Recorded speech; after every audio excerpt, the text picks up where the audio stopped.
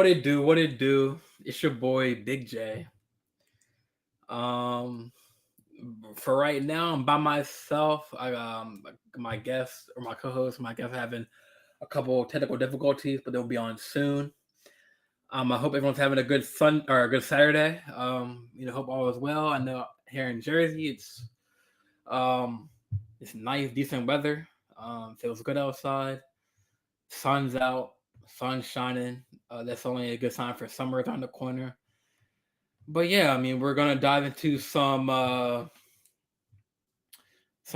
playoff talk, some Ravens talk, some NFL talk. We're gonna each go through our last year's top 10 quarterback list, and then this year's with the whole shakeup of quarterbacks. Next for next year. Uh, Jory joined. Okay, so we got our special guest Jory on, and then we're waiting for Kyle. I got it. Might have to resend him the link as well. Let me see. I'm gonna have to resend Kyle the link because he didn't get it, or he did get it, but he said it might change. So let me just. But yeah, while I'm doing that, how you doing, Jory? How you doing? Tired. Let me see. So I'm not sending to the right person. Been moving around all day. Yeah, when you said it on the messenger app, that time is flying by, I didn't believe you. Like, cause it was like 12 o'clock, 12 a.m., and I was like, holy crap! Now it's something. Now it's 4. But yeah. How you been? First time on the show. First time on the show. Yeah. I'm good. But yeah, I think I already sent Kyle the link. So I guess we can just dive. Well, the first reason why I wanted you on my show, because I know you had a lot to talk about with the. I know it happened a long time ago with the LSU, with the whole Andrew Reid situation. I know that happened a long time ago, but you had some strong opinions on the ringer pointing or the finger pointing after LSU won, and like how like Caitlin Clark was like the top dog in the playoffs, and like her being okay. Kyle just joined. Cool. What's going on, Kyle? What up, man? What's up? Hey, What's going Jordan, how on? you doing? Wait, you're a little laggy on Kyle. Can you hear me? Yeah, I hear you. All right. Yeah, Mountain app is like hit or miss. So this whole laggy. I don't know if when you do your streams on, is it laggy a little bit when you do your Mountain streams? Okay. No, Yeah, I was just asking Jory like, cause I know the reason why I wanted her on the show. Well, obviously because of the Lakers fan and everything. The whole Lamar Jackson quarterback list, whatever I had, but I know. I know you had some strong opinions on like the Andrew Reid situation. Like, if you still had those thoughts, like, how do you feel about the whole how the media portrayed her, like her being black and her like not her parents not be raising her right and all that. I mean, it's still the same from how I felt not yesterday, but But when it go happened, ahead. I'm like, and one, Don Staley kind of warned everybody that this was gonna happen because they did it to South Carolina last year. But now that we have somebody who has a personality and is not afraid to show it, oh, it's classless. And she's a person of color, oh, it's classless. But when Caitlin Clark was doing it, you can't see me, it was competitive. It was against Louisville, right? Yeah. She did against Louisville, yeah. So I'm like, Right. I understand that y'all think she went too far by following her around the court. That I understand. That part I agree with. But calling it classless because she celebrated, no. Mm-hmm. Because if the other girl had won, she would have been acting a fool too. So, right. So like, I mean, for me, I didn't like. Oh, well, at first I was like, oh, wait, why is Andrew Reid following her around the court, like just in her face? But like, I just hated how the media kind of portrayed her. I know she's from Baltimore. She's from Maryland. So she kind of has that Baltimore like mentality, that mindset, and then that's all right with me. But like, it's just like, hey, if like Iowa had or the media or the Iowa fans had a problem with Iowa, like they should have won the game. And it was a back and forth game in the first half, but then I guess LSU their bench players kind of pulled it off, and and then Andrew Reese, she did her thing, and yeah, I mean, I guess like you said, it's not like it's not right for her to like because it's sportsmanship. She wants to shake hands, but then again, she won. The team deserves it, but the fact that like people are taking it far where it's like her parents didn't raise her right, she had no respect, like I mean, people. I know it's pro sports, but when the Rams won the Super Bowl against the Bengals, Donald did the same thing. Rain me, rain me. You know what I'm saying? Obviously, that's pro sport. That's a men's sports, but it's the same thing. They won. You know what I'm saying? And that's the end of the story. So, Kyle, do you? I mean, I know this like before I went on the cruise. Before it's kind of like old news, but do you still have your like from hearing Jori now? Like, do you have any?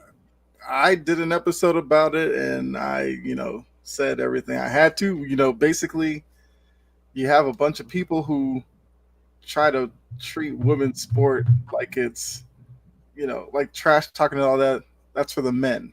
Only the I men didn't do hit that. on that part. And I'm just like, if I'm watching women's college basketball, I should want personalities and all that in the game because that can only help the game grow more. Right. Because now look at it. Everybody's gonna be looking at next season. They're gonna be like, "Well, I wonder what LSU's doing with Angel Reese. I wonder what Caitlin Clark's doing in Iowa. I wonder what Van Lith or whatever joined LSU now. But Oh yeah, that's big news. so now LSU, some people will look at LSU as like the dominant team, so they'll want to see how good they are. Others may watch them because they're gonna want to see them lose because they don't like them. We understand that. Pretty much.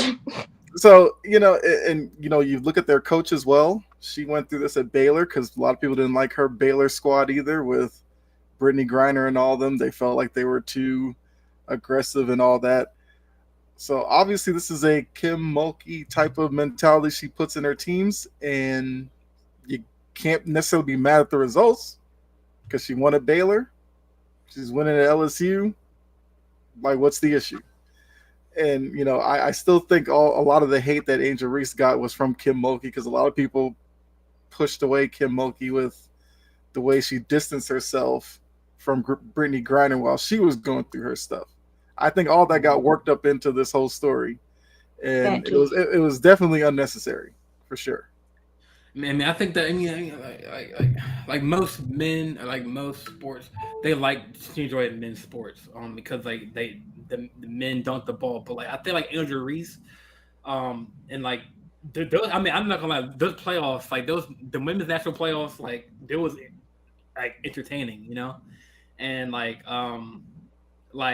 I mean, I'll admit I don't watch like women's basketball like that because I mean, obviously I don't know some of the players. I know like Sabrina Ionescu and some other like Candace Parker, obviously the big names, but she's in the pros now. But like Andrew Reese, like that kind of mentality, that kind of like competitiveness, that brings more fans to like the game, like that competitive fire, like that trash talking.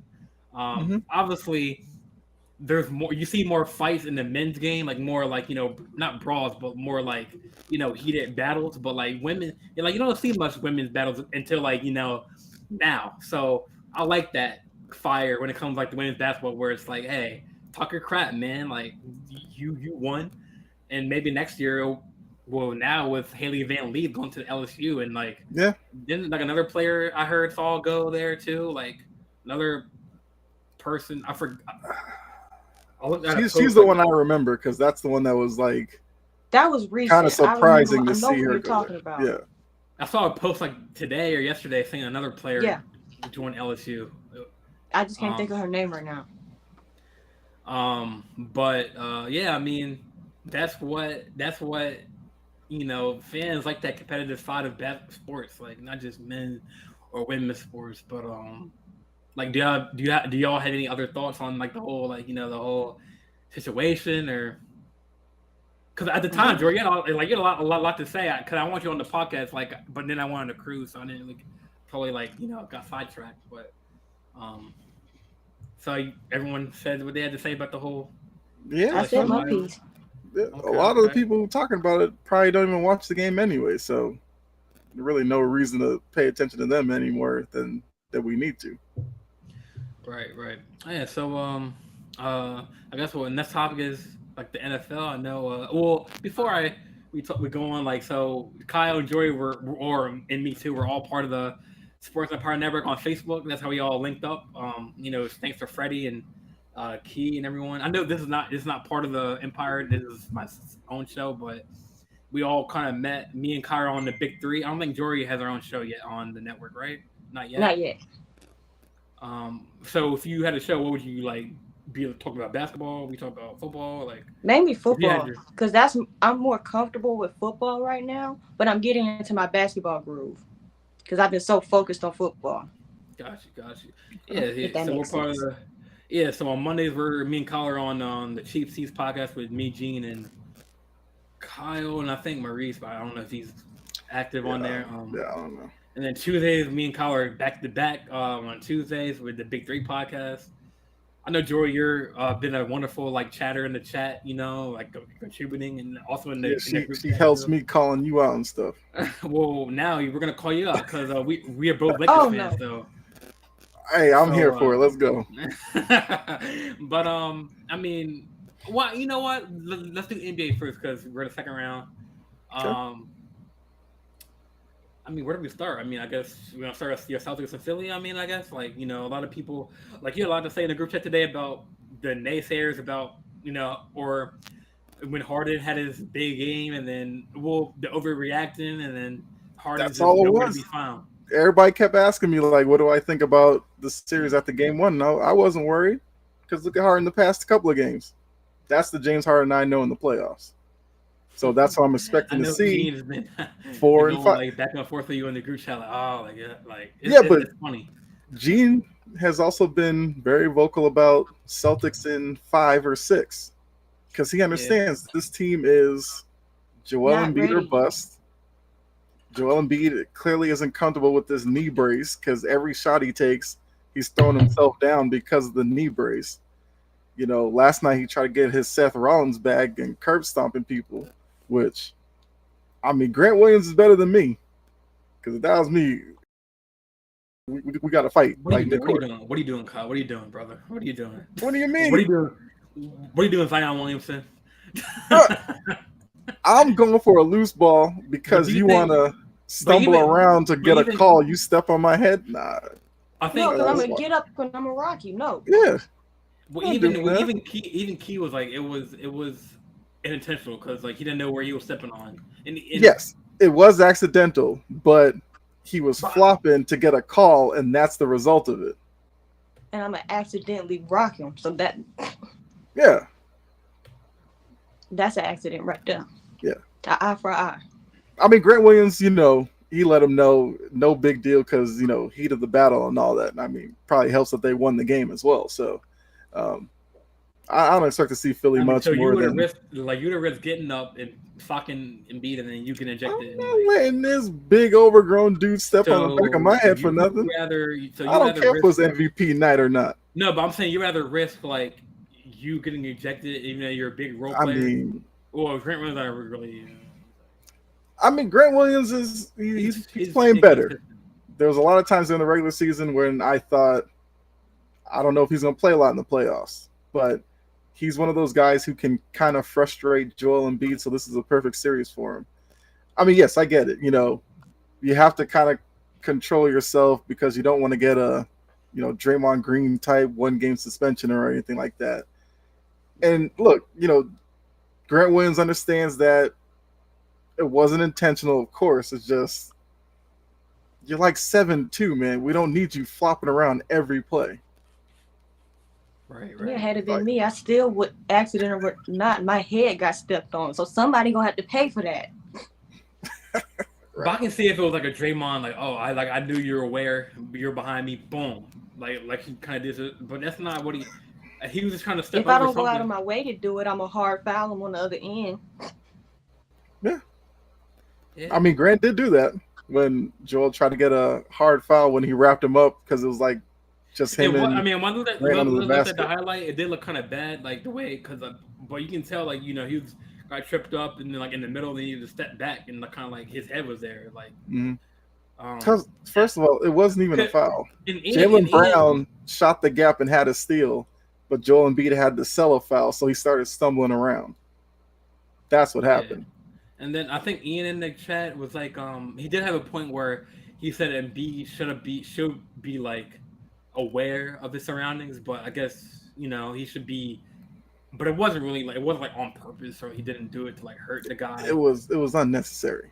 It was. It wasn't intentional, but it was unnecessary. Yeah, because he needs to stop flopping around. That's the one reason why I can't stand watching Philly basketball. Between him and James Harden, it's just rough to watch. Like, there's a couple of baskets Harden got late in the game where, like, the missed open layup where they gave him a foul call because I guess they felt bad for him. Like, I couldn't be a Philly fan. To root for James Harden all year, Philly fans are like, this is James Harden's going to lead us to a championship, 20 points, like 15 assists. No. In the playoffs, he doesn't do that. He disappears. Yeah. I had to listen to Mike Wilbon after the game like, I can't believe James Harden disappeared again. He does this every year. Why are people surprised by it? And then Doris Burke. Look, Doris Burke's getting dragged through the mud on Twitter because a lot of Celtics fans didn't appreciate her on the broadcast where she almost seemed defeated that the Celtics won. But, that's just ESPN for you. But I enjoyed it. I love, because Philly fans, look, Philly and Boston is one of the true rivalries since we don't have a lot of teams. Is it really a rivalry when like the Celtics have like stopped? I'm just talking about the fans. Philly fans and Celtics fans can't stand each other. And that's one of the few rivalries we actually have. Yes, Joel Embiid kind of said it can't be a rivalry because they keep beating us. That is true. But the hatred between the two cities is there. Well, I don't know if it's a hot take. Two most insufferable fans. Go ahead. Mm-hmm. Insufferable. Oh, go ahead. I kind of cut you off. Go ahead. I'm sorry, Jori. What did you say? I was like, those are two of the most insufferable fan bases too. What? You saying man. Boston's? Oh, Jori, we're gonna have a problem. Gonna have a problem, Jori. Jori starts shit with everyone, man. Huh? I said you start problems with everyone, huh? Me with Lamar Jackson. Well, you started that. You were wild on that one. Ah, man, we'll get to that. You started that yourself. I didn't start nothing. Anyways, okay. Big trust. Move on. Yeah,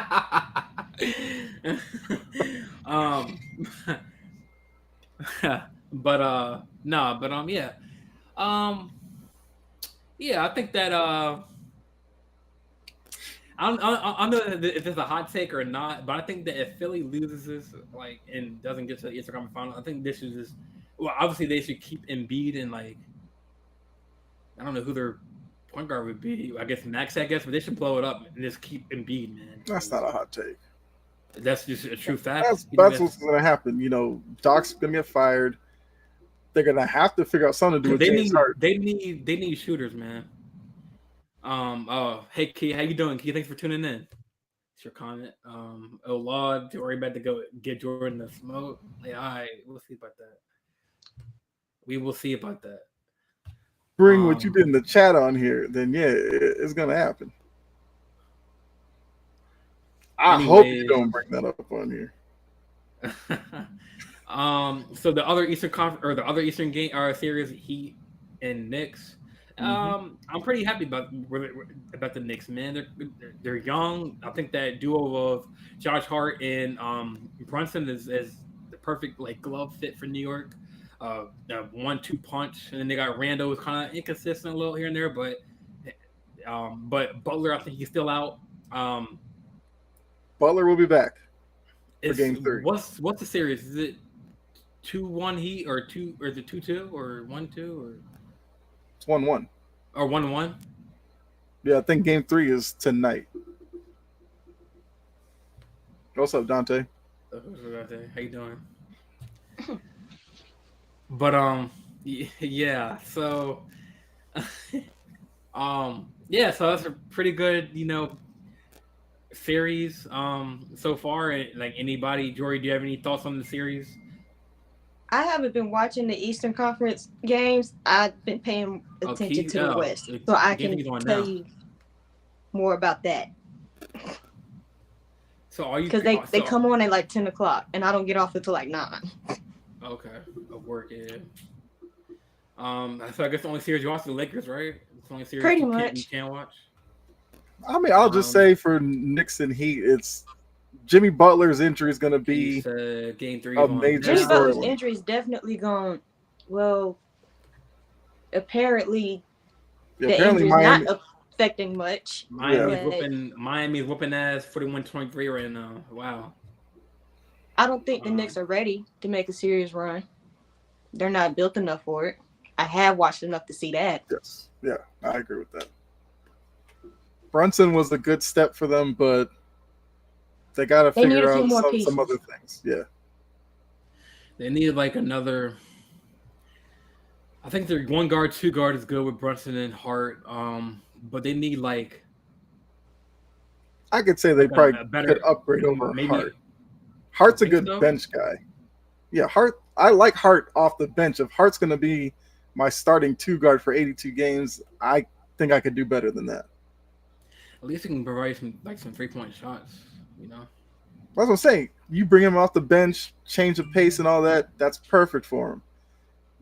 Not starting. I think, right, because they would hope between Brunson, Randall, and Barrett, that should be enough. But Barrett's another guy who's real hot and cold, and that's kind of the issue with them between Randall and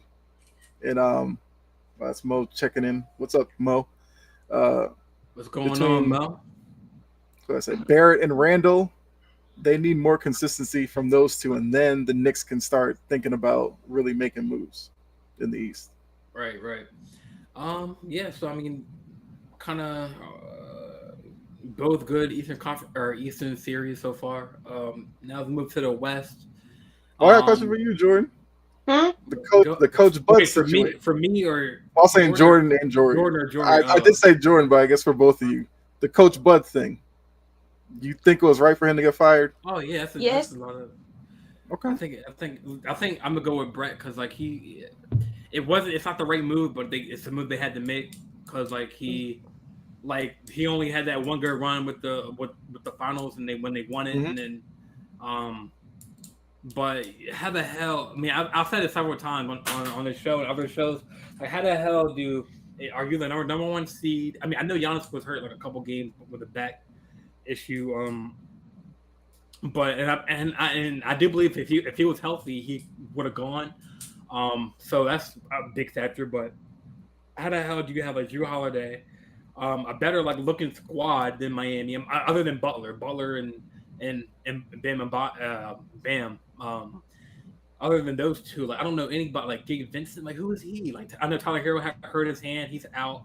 But how the hell do you lose to a what? Were they an 8 seed? Yep. Mm-hmm. And I mean, I give all the props to Spoelstra because they everyone I guess had their doubts on because I mean obviously no one expects the number 8 seed to lose to a 1 seed, especially with Giannis on the team. But I think it was the right move. Because they had in that last game they had so many ample opportunities to win the game. A lot of missed shots, a lot of missed free throw opportunities. And then it's just the Miami had the better game plan. So now I'm not sure how long Giannis is signed with Milwaukee, but how would that make Giannis feel? I think Mo kind of addressed it there. I doubt Giannis had an issue with it. He had to know about something. Yeah. He had to know. But my thing with with Coach Bud, he's a good coach to get you to a certain standard, right? But he's not good enough to get you past it. I know this was a while ago, but he had some of the same issues in Atlanta when he was coaching in Atlanta. Yep. That's what got him fired in Atlanta. And that team had Al Horford, Jeff Teague, Kyle Korver. That team should have went to a championship because that was a good team. So, and then in the whole series with the Bucks, it wasn't even just what lost them that series is they got too reckless. How many times did we see possessions killed by turnovers, reckless turnovers, stupid turnovers. Yep. And Jrue Holiday had a lot to do with that, especially out of the absence of Giannis. So they're reckless. They turned the ball over way too much. They were playing sloppy. It was like they were playing not to lose instead of playing to win the game. I agree with that. They were tight instead of just playing loose. And plus another thing, like Chris Middleton, he's been streaky like since like the last couple playoff runs, kind of not hitting shots, inconsistent. At this point, what the Bucks need to do, they already started it with firing Bud. They need to just go ahead and get better pieces around Giannis. Go ahead and blow it up. I agree. Well, I think they have. Well, I mean, because if you're gonna tell me like Giannis, Middleton, Portis, Keep Middleton. Holiday. I like Middleton when he's just too streaky. Right. Sometimes. Right. I agree with that.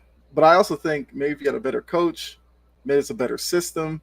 Because all we've seen with Milwaukee is at least under Coach Bud. Use Giannis. If Giannis isn't right, the rest of the team can't do anything because they're so Giannis centric. Giannis has to bring the ball up. He has to start fast breaks. He's there. Besides Brook Lopez, he's the defensive guy they look to do everything. There's enough pieces on there that if you bring in a correct system, you can get production out of Holiday, Grayson Allen types like that. Like, you have enough there that I get it. Miami, they have a system in place. Miami knows what they do when they get on the court. They have their roles set and everything. But with Coach Bud, it's just like, Giannis, you're great. The rest of you, we'll figure it out as we play. And that cannot be the way that you're going about this with a generational talent like Giannis.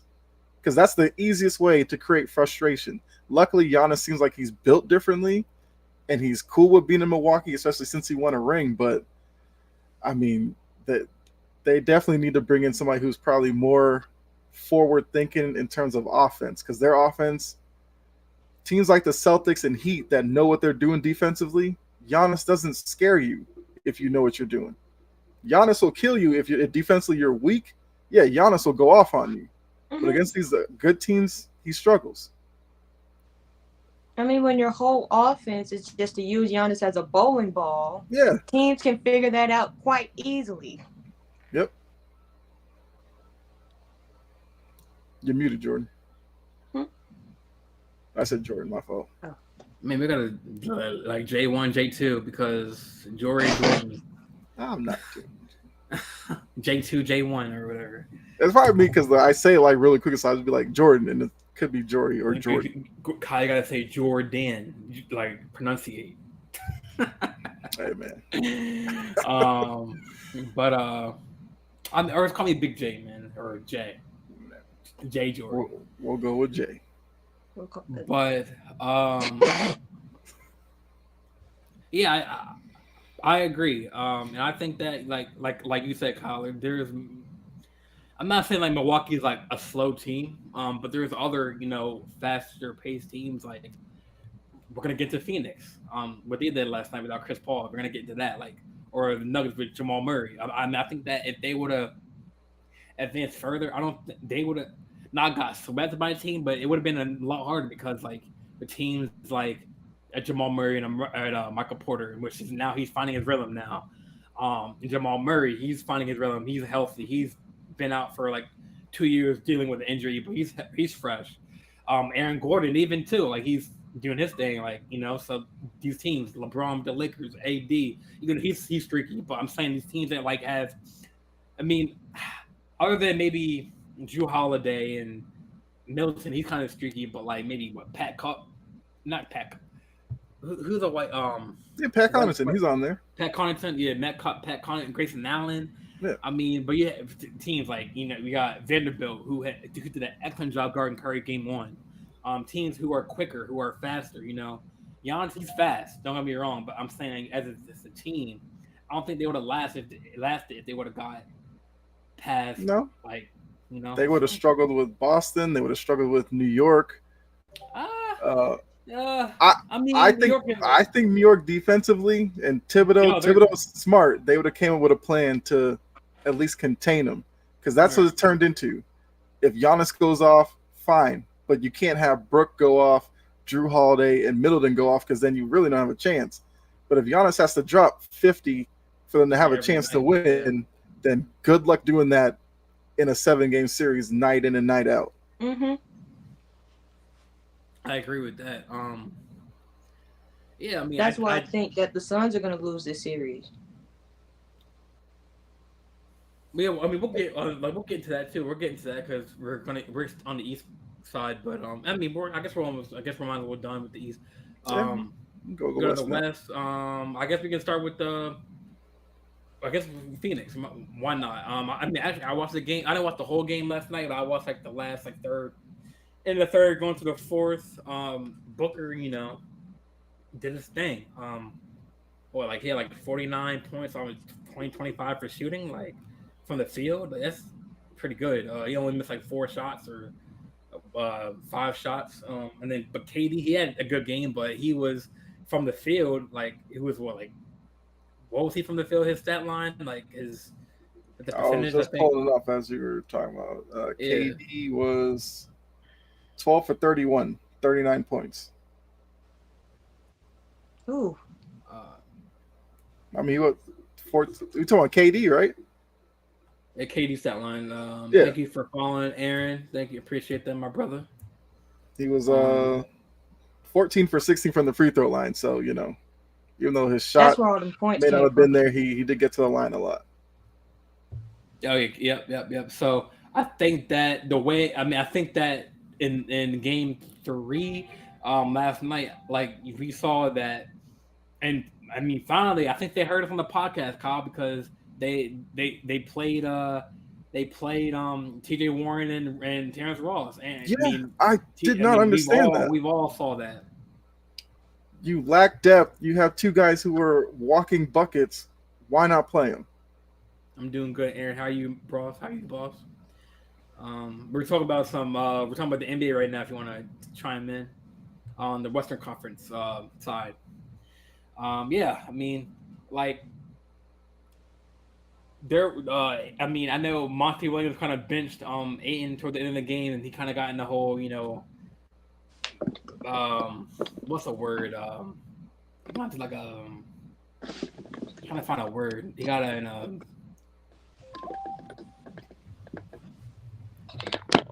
he got into like a kind of like a sissy fit. Sorry, a sissy fit with Monty Williams. Like he kind of cares for why he got benched. But the I forget his name. He starts with the L. The white guy. The center that came in. He kind of like, huh?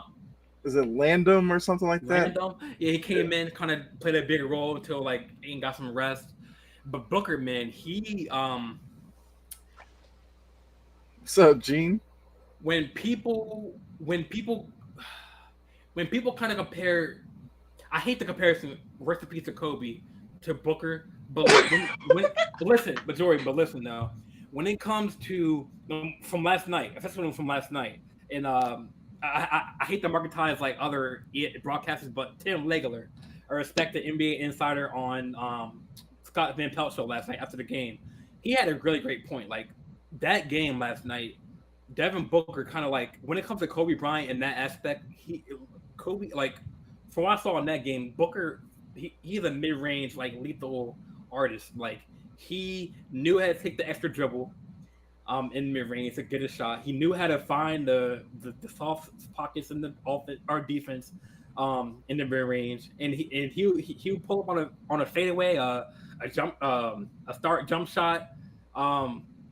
And it says KD had to turn around and fade a shot, but you can tell that like Booker, he was just an automatic weapon last night from the mid range, in 3 range too. Then Alfred Payton got in it too.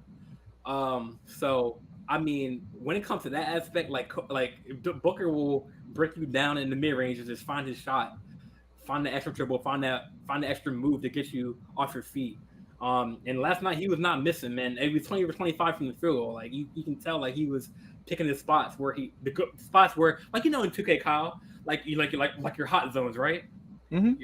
his hot zones were the 3-point, like the corner shot, kind of like that elbow corner in the three, and then like the elbow in the mid range. Like you can tell like when a player's hot, he's hot. Yeah. You know what I'm saying? So when it comes to that, like I give Dylan. I mean, I'm gonna Dylan Brooks. I'm gonna say Devin Booker.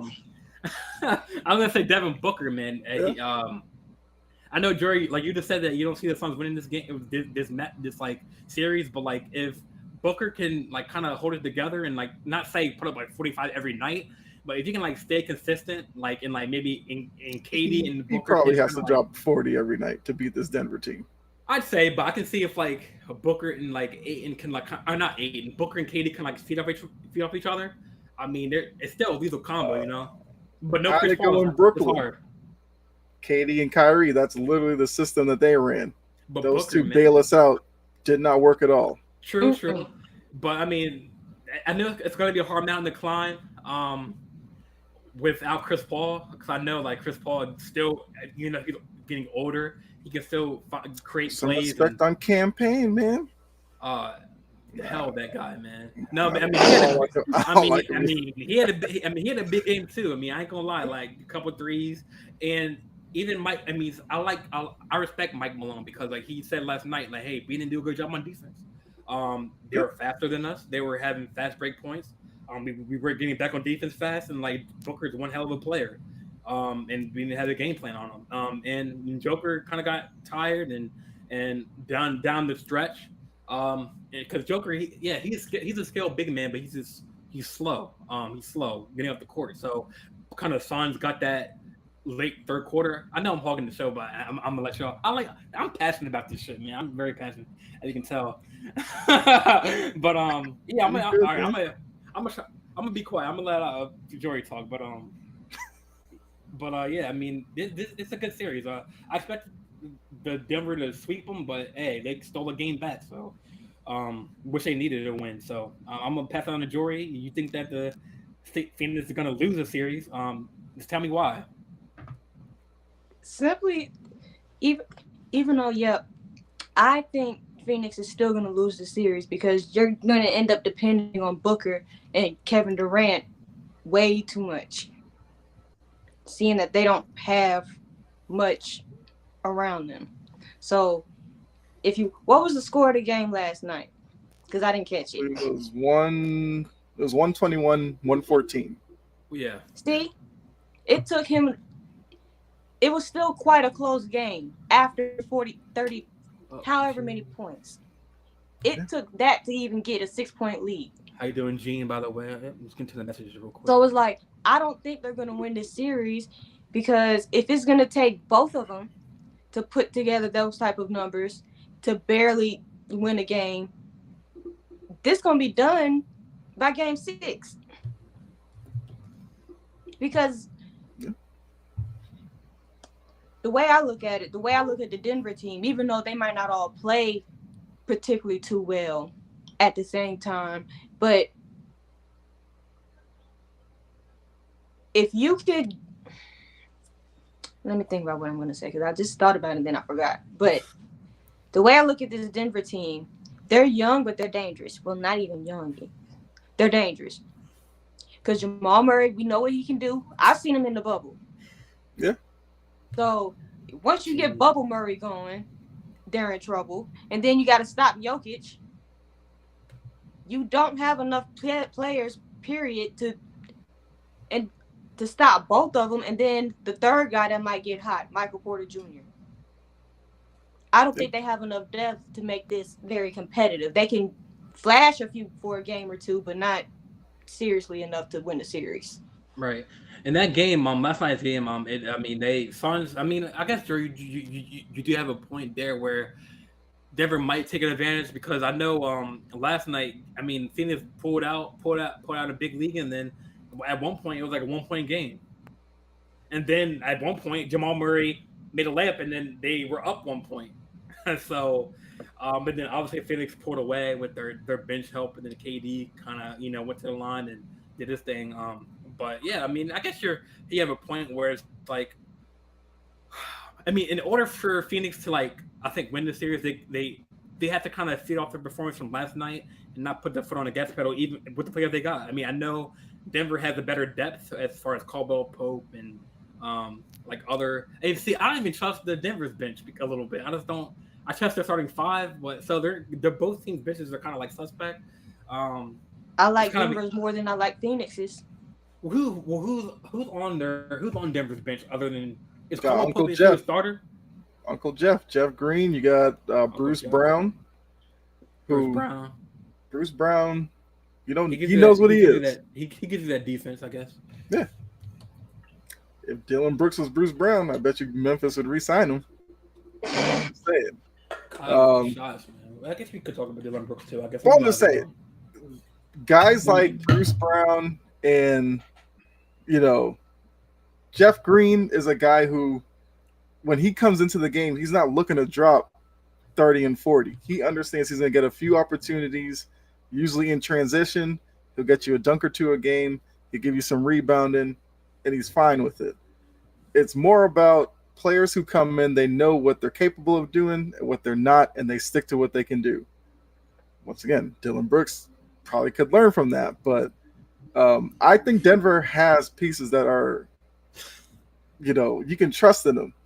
And look at last night, Porter gave you 21, Jokic gave you 30, Jamal Murray gave you 32, Aaron Gordon gave you 9, and there's going to be some nights where Gordon's going to give you 15, 16. Caldwell Pope only gave you 2. Normally he gives you a couple of threes here or there that are key. So I would say for Denver, it was a bit of a down game, and they were still in it to the end because, like Jori said, Durant gave you 39, Booker gave you 47. Okay, Okogie gave you 2. He's not really an offensive guy anyway. Ayton gave you 4, which if I'm Ayton, I can't understand why I'm mad at Monty Williams for benching me. He gave me 4 points. I'm going to need more from you if I don't have Chris Paul. Cam Payne gave you 7, but he's a filler at the point guard position. I can live with that. TJ Warren gave you 7. And Terrence Ross gave you 5. But they haven't played in a while, so maybe they're just warming up. I know what I'm getting from Denver, from Phoenix. I don't know game in and game out. Can you guarantee Booker and Durant give me 40 plus basically each game? No, I can't. And the only reason why Kevin Durant had almost 40 is because he went to the free throw line a whole bunch of times. He wasn't particularly too productive either. Yeah.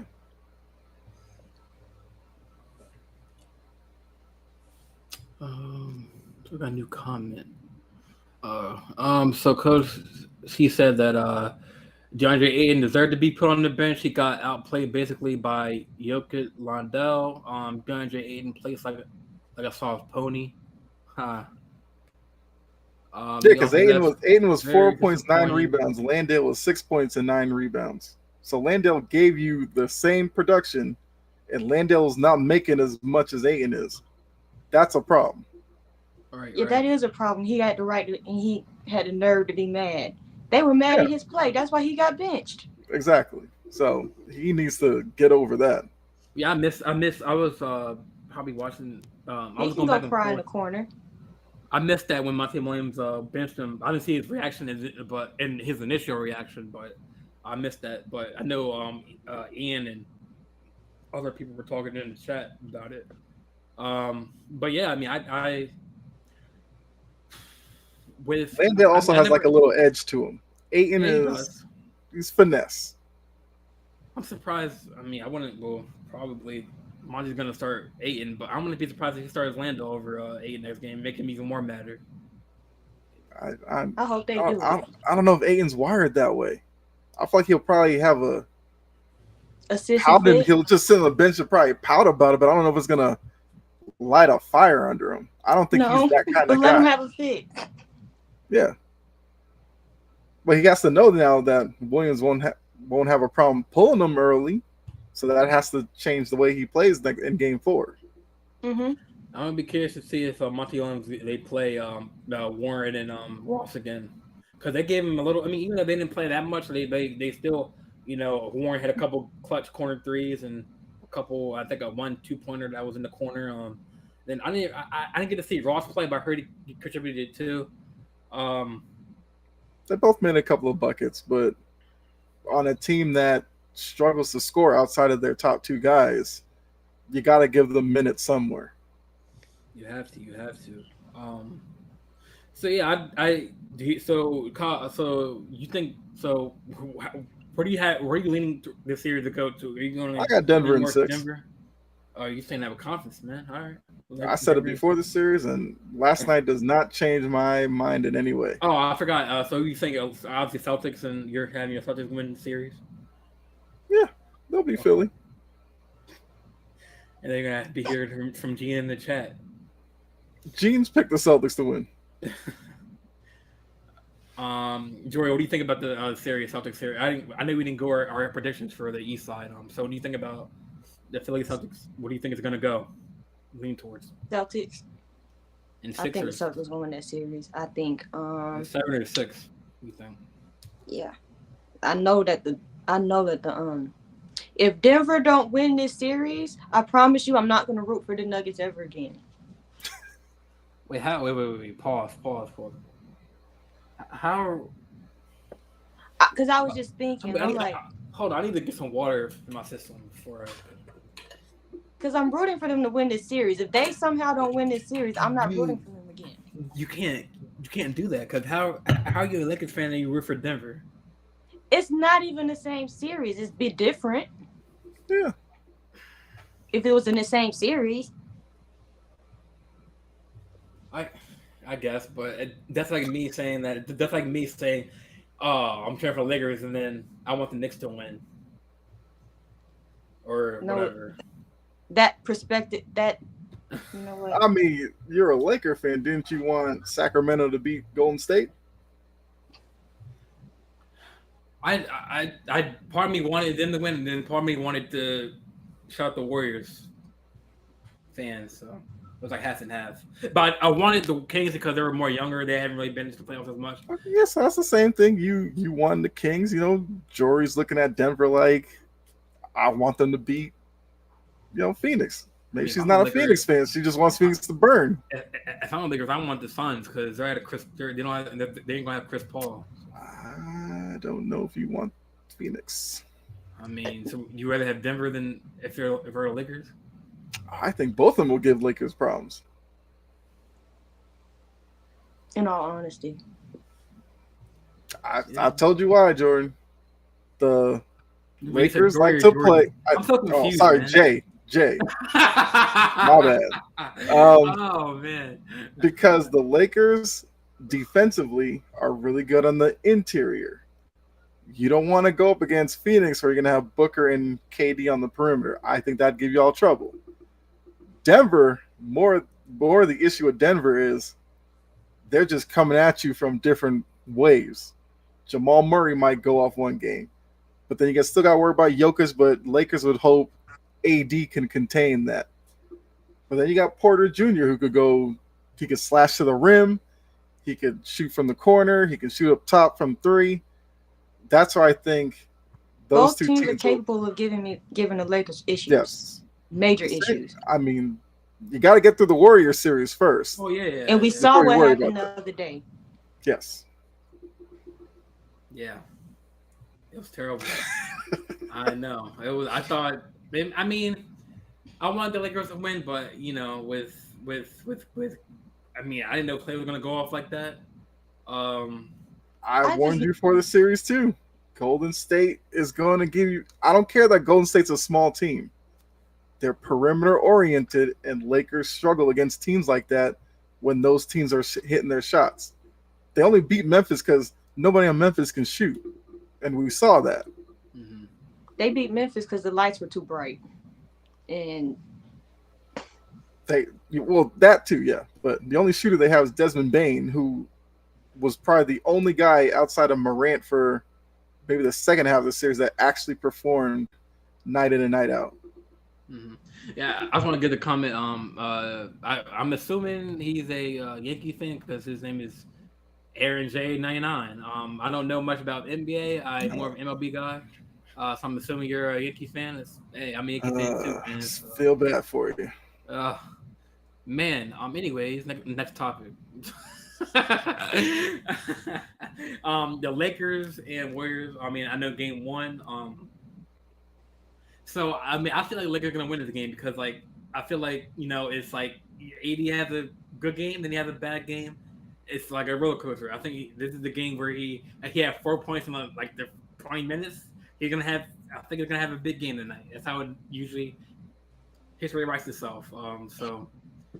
I think Um, like the last game was different, especially when it comes to AD. Because even in the last, well, even before when he didn't have a lot of points, defensively, he was making up for it. Last night they were just the other night they were just oh my lord, and then they couldn't shoot. So it's like when you're inconsistent and then the other team is hot, the last thing you need to do is start shooting bricks. That's true. the absolute last thing. So my thing about Anthony Davis and the whole team is consistency.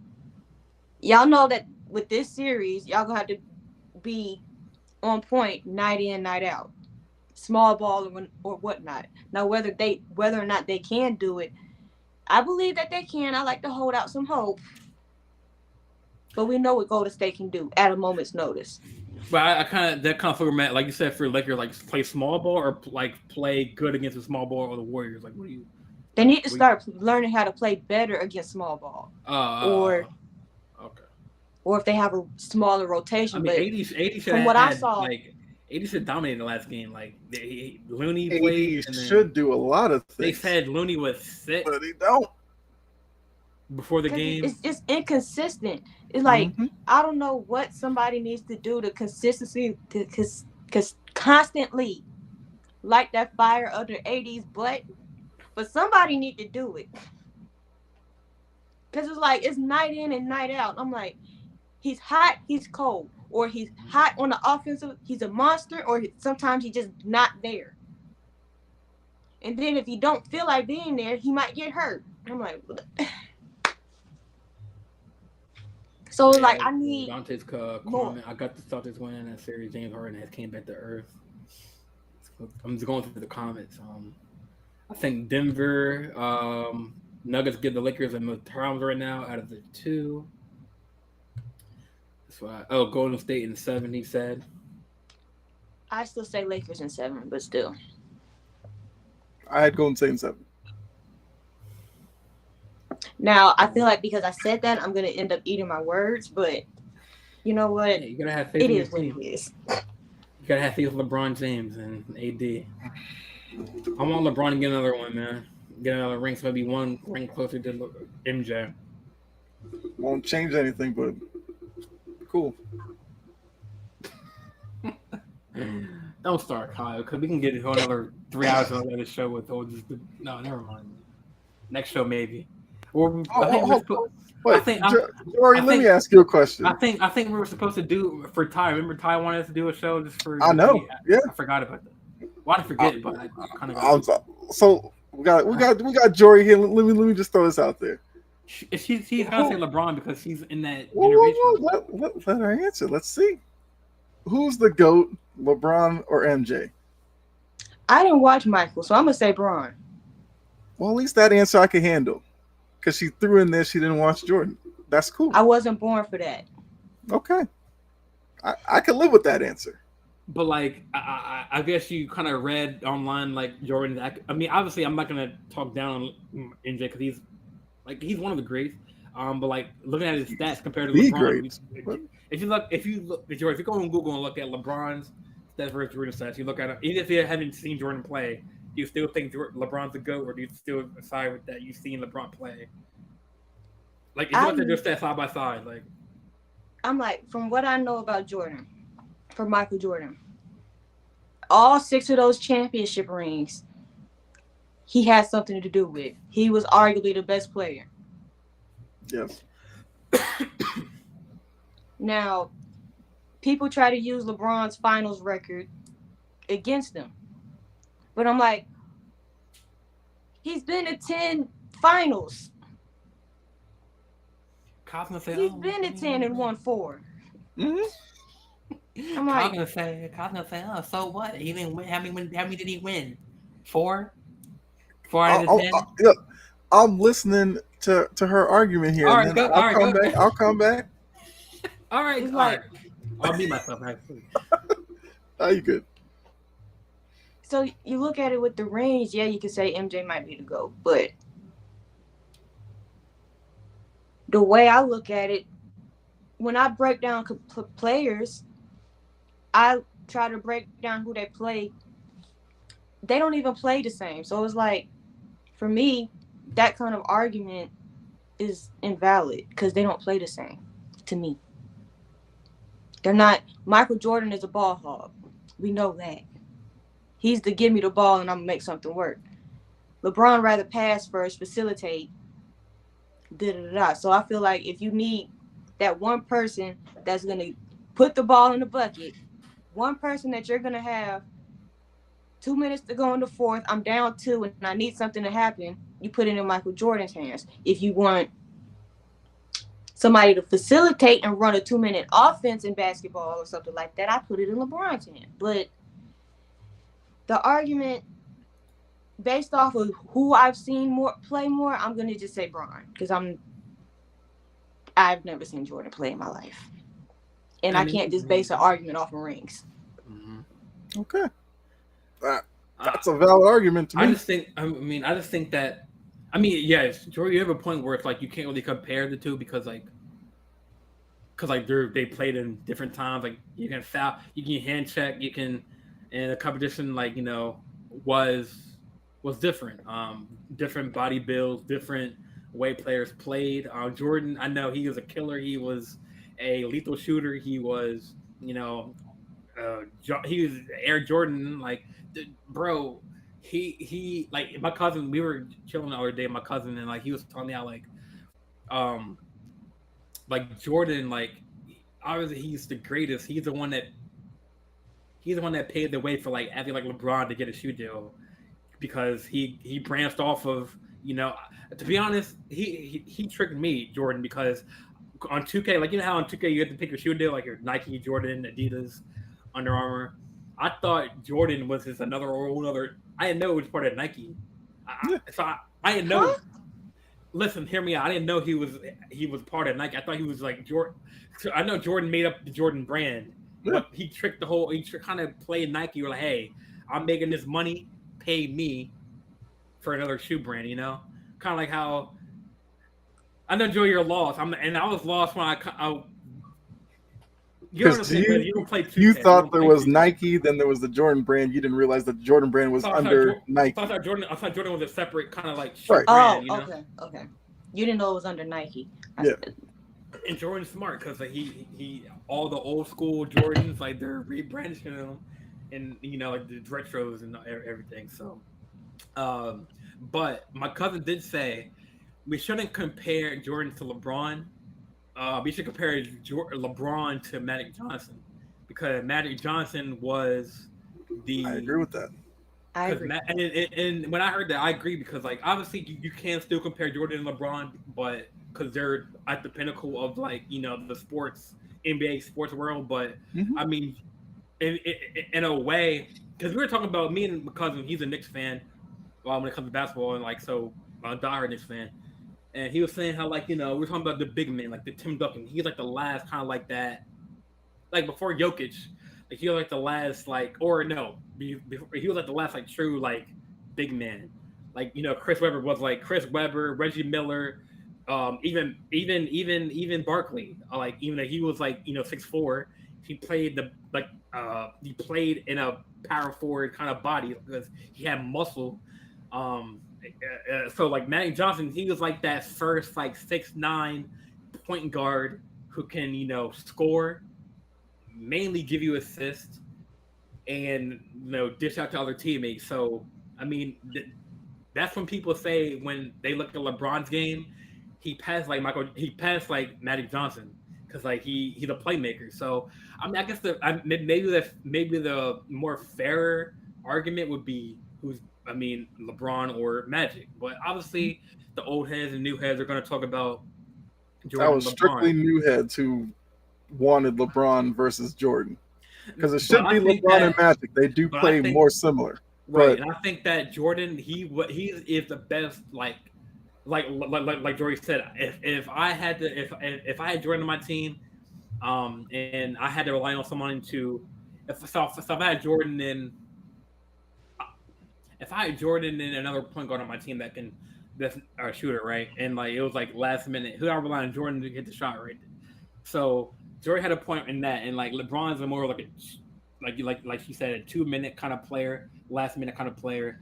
But I think Jordan is like the best like lethal like shooter and scorer, and I think LeBron is the best all around player because Magic can, I would say, because he can guard every position. Like, Jordan's a better defender. We got to stop with that. He is. but LeBron has played every position, the 1, 2, 3, 4, 5, all Okay. at an efficient level. Jordan was the better defender, though. LeBron would destroy Jordan in a one-on-one game. I have no say in Okay. it because I didn't see I We- guess. I If mean, you we think. won't. I mean, we won't see it, but we won't. We won't see it. But I think that. I think that. Okay. I mean, I'm just telling you. Jordan wouldn't. I mean, LeBron wouldn't beat him by like 21 points, but it would be like a close game. But I think LeBron just has his strength, man. LeBron would back him down and just drive to the and dunk on him. We acting like Jordan was a twig or something. Oh, I know he's not a twig, but I mean, Jordan was pretty strong too. But yes, he LeBron doesn't have 6'8", LeBron's body LeBron type. But 6'8" and like 280. okay. What Jordan's like? What 6'6", what 195, 200? So where was that size in the finals against Jason Terry? The Mavericks finals. That's the only finals that people have a problem with. I have a problem with other ones, but I'm just saying. Go ahead, Kyle. Speak your piece, man. You're on the show, brother. Like, come on, brother. Like, It's because okay, oh shit. LeBron is great. I get that. It's okay to say he's great, but not the greatest. And I think somewhere along the line, a lot of LeBron fans took that as you hate on LeBron. That's not the case. Because, like I said, if I was starting all-time NBA team, LeBron would be in my starting five. So would Jordan. But some LeBron people act like it's LeBron number one, and then everybody else is kind of in this mediocrity, like in this mediocrity pool because Bill Russell wasn't great because he was playing against random guys with a 9-to-5 job. Okay, he was still great. Jordan, who did he play against? I don't know. He beat Stockton and Malone in the finals. He played against Sean Kemp and Gary Payton. He played against great players as well. But they don't want to hear that. LeBron, it took him a few years before he won his title, the same as Jordan. Yeah, because Jordan had to deal with the 80s Celtics, which were some of the best run, best built teams ever in the NBA. Then he had to deal with the Pistons. Exactly. Even though Isaiah Thomas gets disrespected a lot, those Pistons teams were really good. And Jordan had to find his way through that. And then once he broke through, nobody could stop him until he went for baseball, came back, and then he took right over and beat some. He kept some good teams from winning as well.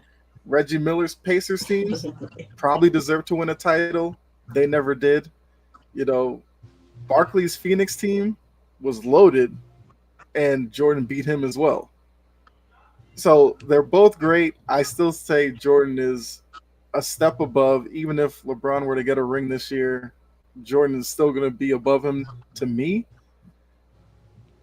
And I mean, like I said, Jori's explanation makes sense because she's like, she didn't watch Jordan, so she can't really say Jordan was the greatest. I can appreciate that. A lot of times you'll see some people who will be like, LeBron's better. And then if you ask them about Jordan, they'll be like, oh, I didn't really watch him that much. Then let people know that in the beginning. Because if people are listening to you break them both down, they're going to think you know what you're talking about. So I get it. You have a problem. We don't have a problem with her, but you have a problem with what I said, right? And that's like, Oh, look, I mean, it do you have an issue with what I said at all about the? I what mean, that the one series that everybody talks about is the Dallas one no, I'm just or saying, the rings? just like, I mean, like Jory said, like, I shouldn't be. I mean, obviously, yes, rings. If you want to talk about rings, Bear also has 11 of them motherfuckers. Like, he had 11 of them. He's also Bill Russell gets disrespected as well. A lot of people So talking don't about value rings, him because he played mhm. when TV was black and white. I've heard this on YouTube. They don't care about it because it was before color TV. And it's like, okay, that's cool. Yes, I think it's way more than rings It's about because how you there's like, different circumstances to mhm. winning a championship. You know, when Right. LeBron he got swept his first one against the San Antonio Spurs. Understandable. That San Antonio team was pretty good. Yes, the Dallas one, I still to this day can't explain that one, but it happened. Um, his battles with the Celtics when they had Pierce, Allen, and Garnett, and he struggled against those teams. I could explain that because the other pieces for LeBron and Cleveland weren't necessarily They were up to horrible. it to go against those teams like that. You know, he gets to Miami, loaded team with him. You know, he one thing you could knock him for was the press conference talking about 5, 6, 7, and you got what one or two. But you know, that's just the Miami situation. You know, it's either way you look at it, it's going to be rare to see people like LeBron come to the NBA with the size, the strength, and the ability. Although I'm sure we'll probably see more of it just with the natural like evolution of the athletes. So yes, you can say one's better than the other, but you can still appreciate the both of them. There's no reason to knock one necessarily to rate up the other one. Right. Because like Mo says, it's a never-ending debate because people just need something to. Because if all they're doing is rings, right? My thing is, if all you're doing basing these debates off of rings, if Steph Curry gets ring number 5, you think he better than LeBron? I guarantee you that's going to be the first question asked if Golden State wins it the very next day. That will probably lead Sports Center. Is Curry better than LeBron? See? So it's not just about rings. I believe style of play and stuff like that matters. Mm-hmm. I'll also say a lot of these TV personalities have lazy arguments on TV. Because that would be a lazy argument if they go, so is Curry better than LeBron now? I mean, either you think he is or he isn't. I wouldn't say a fifth ring should be the determining factor. Right. But you know, if it happens, you're gonna hear it. Yeah. Oh yeah. I mean, yes, that's true. I think they're already. I think I've seen a post somewhere that is already a question like, oh, if the Warriors get to the finals or win it, it Curry's better than LeBron. So that's all like a post or something like that. That'll be bad for basketball right there. But I'm gonna catch up to his comments. I know NBA Cypher hopped back in the chat. He said that the Lakers beat the Warriors, they're going to the finals. Yes, he's already. I agree with that. I agree. Whoever wins this series, it should be favored to go win the finals. He said. Also, Mo said, if the Nuggets don't win the series, Coach Malone will be standing next to Bud. I also agree. I don't know about that one. I mean, I don't agree with it, but I think it's probably on the table. I think Mike. Okay, I think it's fair to say he's not going to be with Bud, but I think for next year he's going to be on the hot seat because, like, obviously Denver has. I can agree with that. I can agree with that because Bud was in a different predicament because obviously they won a championship with that roster against the Suns, and then like. You lost to you're 1 seed and you lost to an 8 seed. Obviously, it shouldn't all see. This is comparable. I think they're kind of it's not all on Bud. I mean, obviously, the big part he's a coach, but some of the players just weren't consistent. And I think the same situation that happened when the Lakers went in the bubble. They're kind of using like they had to use like Frank as a scapegoat kind of. They're kind of using like Bud as like a scapegoat for Milwaukee, which who knows if their next coaching guy can turn it around. It's kind of how I think because it's not really I'm all. It wasn't really all on saying, Bud though. though. Like you know what I'm saying? Like it wasn't really all on him. But I mean, Jory brought Middleton. up a good point, though. We saw this in Atlanta.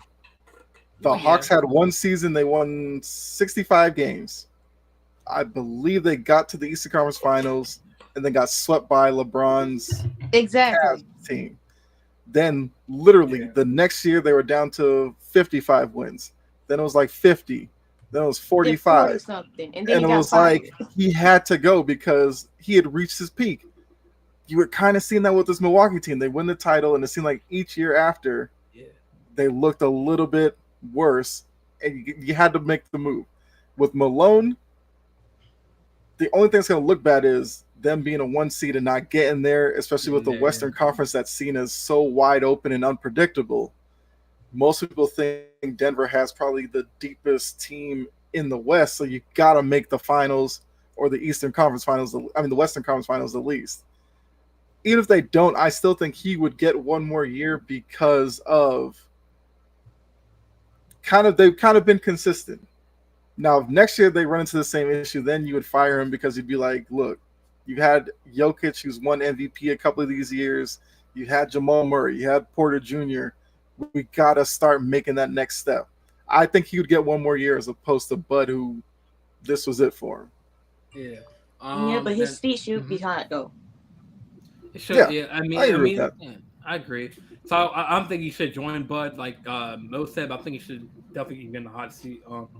Just like Kyle said, like if the same thing happens next year in the playoff, if they get to that point, then it might be over for Malone. But I mean, I like Malone. He's an honest coach. Yeah, I You know, like he'll tell you, Yeah. you know, he'll tell you if his team played bad, like he did in the press conference last night. He said, "Oh, we just didn't play up to par with Phoenix last night. Their bench players did better than us. They were out on the run. They were out on.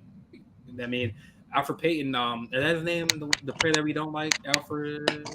That's not Alfred Payton. Campaign. Cam Payton. He's on the Yeah. He made a fast break. Alfred Payne's the he- dude. Alfred Payne's the dude who had the weekend haircut Yeah. for a while. the weekend. That's my dude. The weekend. Made the weekend haircut. Oh yeah, he's on the Magic, right? Right now, I think. lost track of him. I don't know where he's at anymore. Oh, I think he cut his hair though, Peyton. He did, yes. Let me catch up to the comments. Liquor Mo's back at it with the comments, man. Thank you for chiming in. Lakers have to control the pace. And both Braun and AD should just eat in the post, but props to the Dubs for spreading them out and making both Braun and AD guard somebody. Yep, that's Yep. right. Mo said, not the never-ending debate. I think something about the Jordan LeBron debate. Coach Dante We said, kept it short. Mike Malone's seat warming up slowly. I definitely agree with that. Yes. And then this last comment to catch up on. There's nothing wrong with Brian being the second and third greatest player of all time. I mean, there's nothing wrong with that. I completely agree with that. I said that Freddie labeled me a Laker hater. Even though I'm a Celtics fan, he figures I'm a Laker hater anyway, which, that's true. So all right. So Jordan, you had Lakers winning in 7. I had the Lakers winning it in 7 too. I say 6 or 7, and then Kyle, you had Warriors getting 7. Yes. All right. I guess we can move on to the NFL. How are you gonna do this? Do you want to just do the list of like for quarterbacks this year? Or you want to just go off next year and then this year? Or? You finna start this debate all over again? I mean, that's one of the reasons why I want you on the show, Jory, because I know you had a lot to say to me about Lamar Jackson. No, big fan. Oh, Ryan Tannehill. Here we go. That's what people have been waiting for. So I guess the only way to do this is Let me let the change, people know what your let me top change 10 my list was, and then we can go from there. If I can have to go back into it. We'll give you time to find it. Yeah. I need to find a plug to charge my phone. Yeah, did y'all did y'all make a list yet for the show, or did y'all it's gonna go off the dome, or? Oh, I can go off the dome. Yeah. I have to go back. I don't know. Oh, Mo put how far it is. a. He said when we do a top 10 greatest players all time, he wants in. Hey, come on, Mo. Yes, sir. Maybe next show. Man, how long ago was that list? That was a couple days ago, right? It's like 3 days ago. Shit, man. Oh, shit. Let me see. I mean, I'm I almost. might I be know able you had Lamar at 4. Ha ha ha. Did I? True. Nah, so. Yeah, that's what started the whole conversation.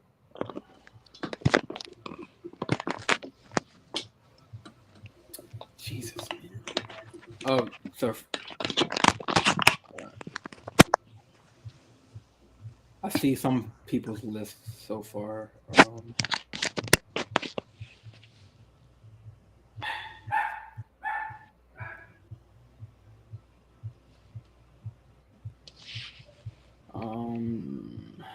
Okay. And you had Herbert under him.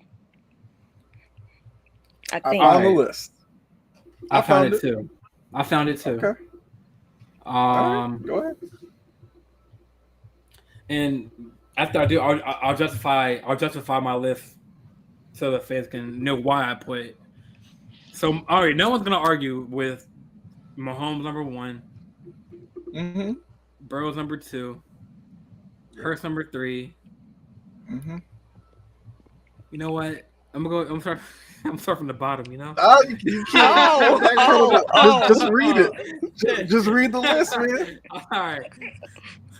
All right. All right.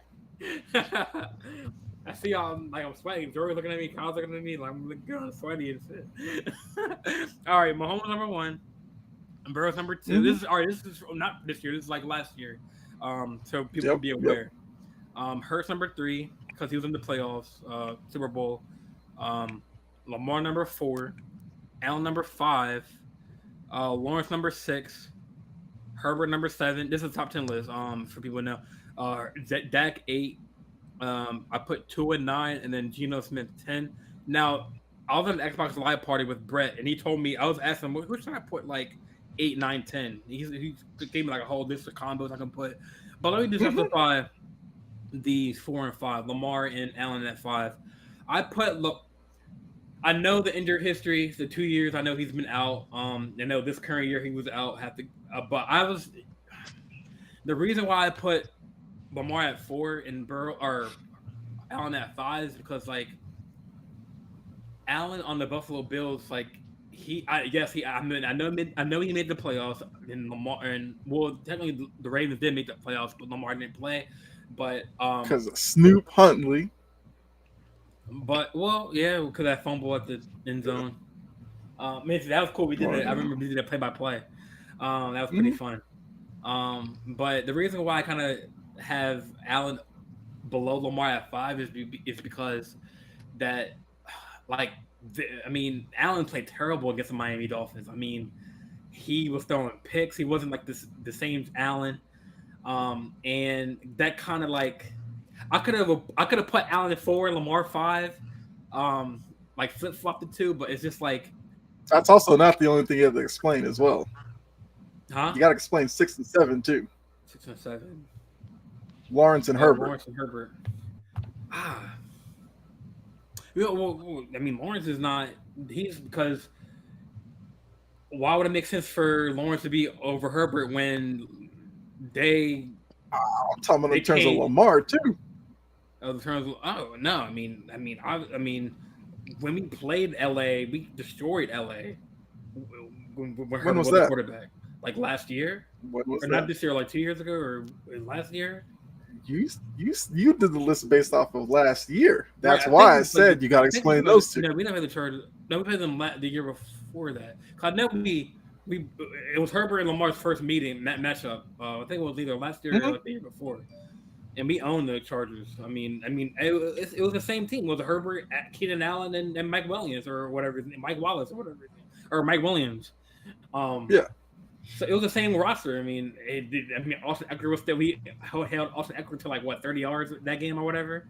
But I'm just going off of last year in the fact that like we're 6 and 7 because Lawrence in the playoffs, like they Well, vacate. hold on. Coach asked, "Is this last year?" Yes, this Yeah, is it's last Jordan's list based off of last year. Yeah, then after we all do our list, we're gonna do this year's playoff like court QB rankings. And yeah, you haven't seen my list.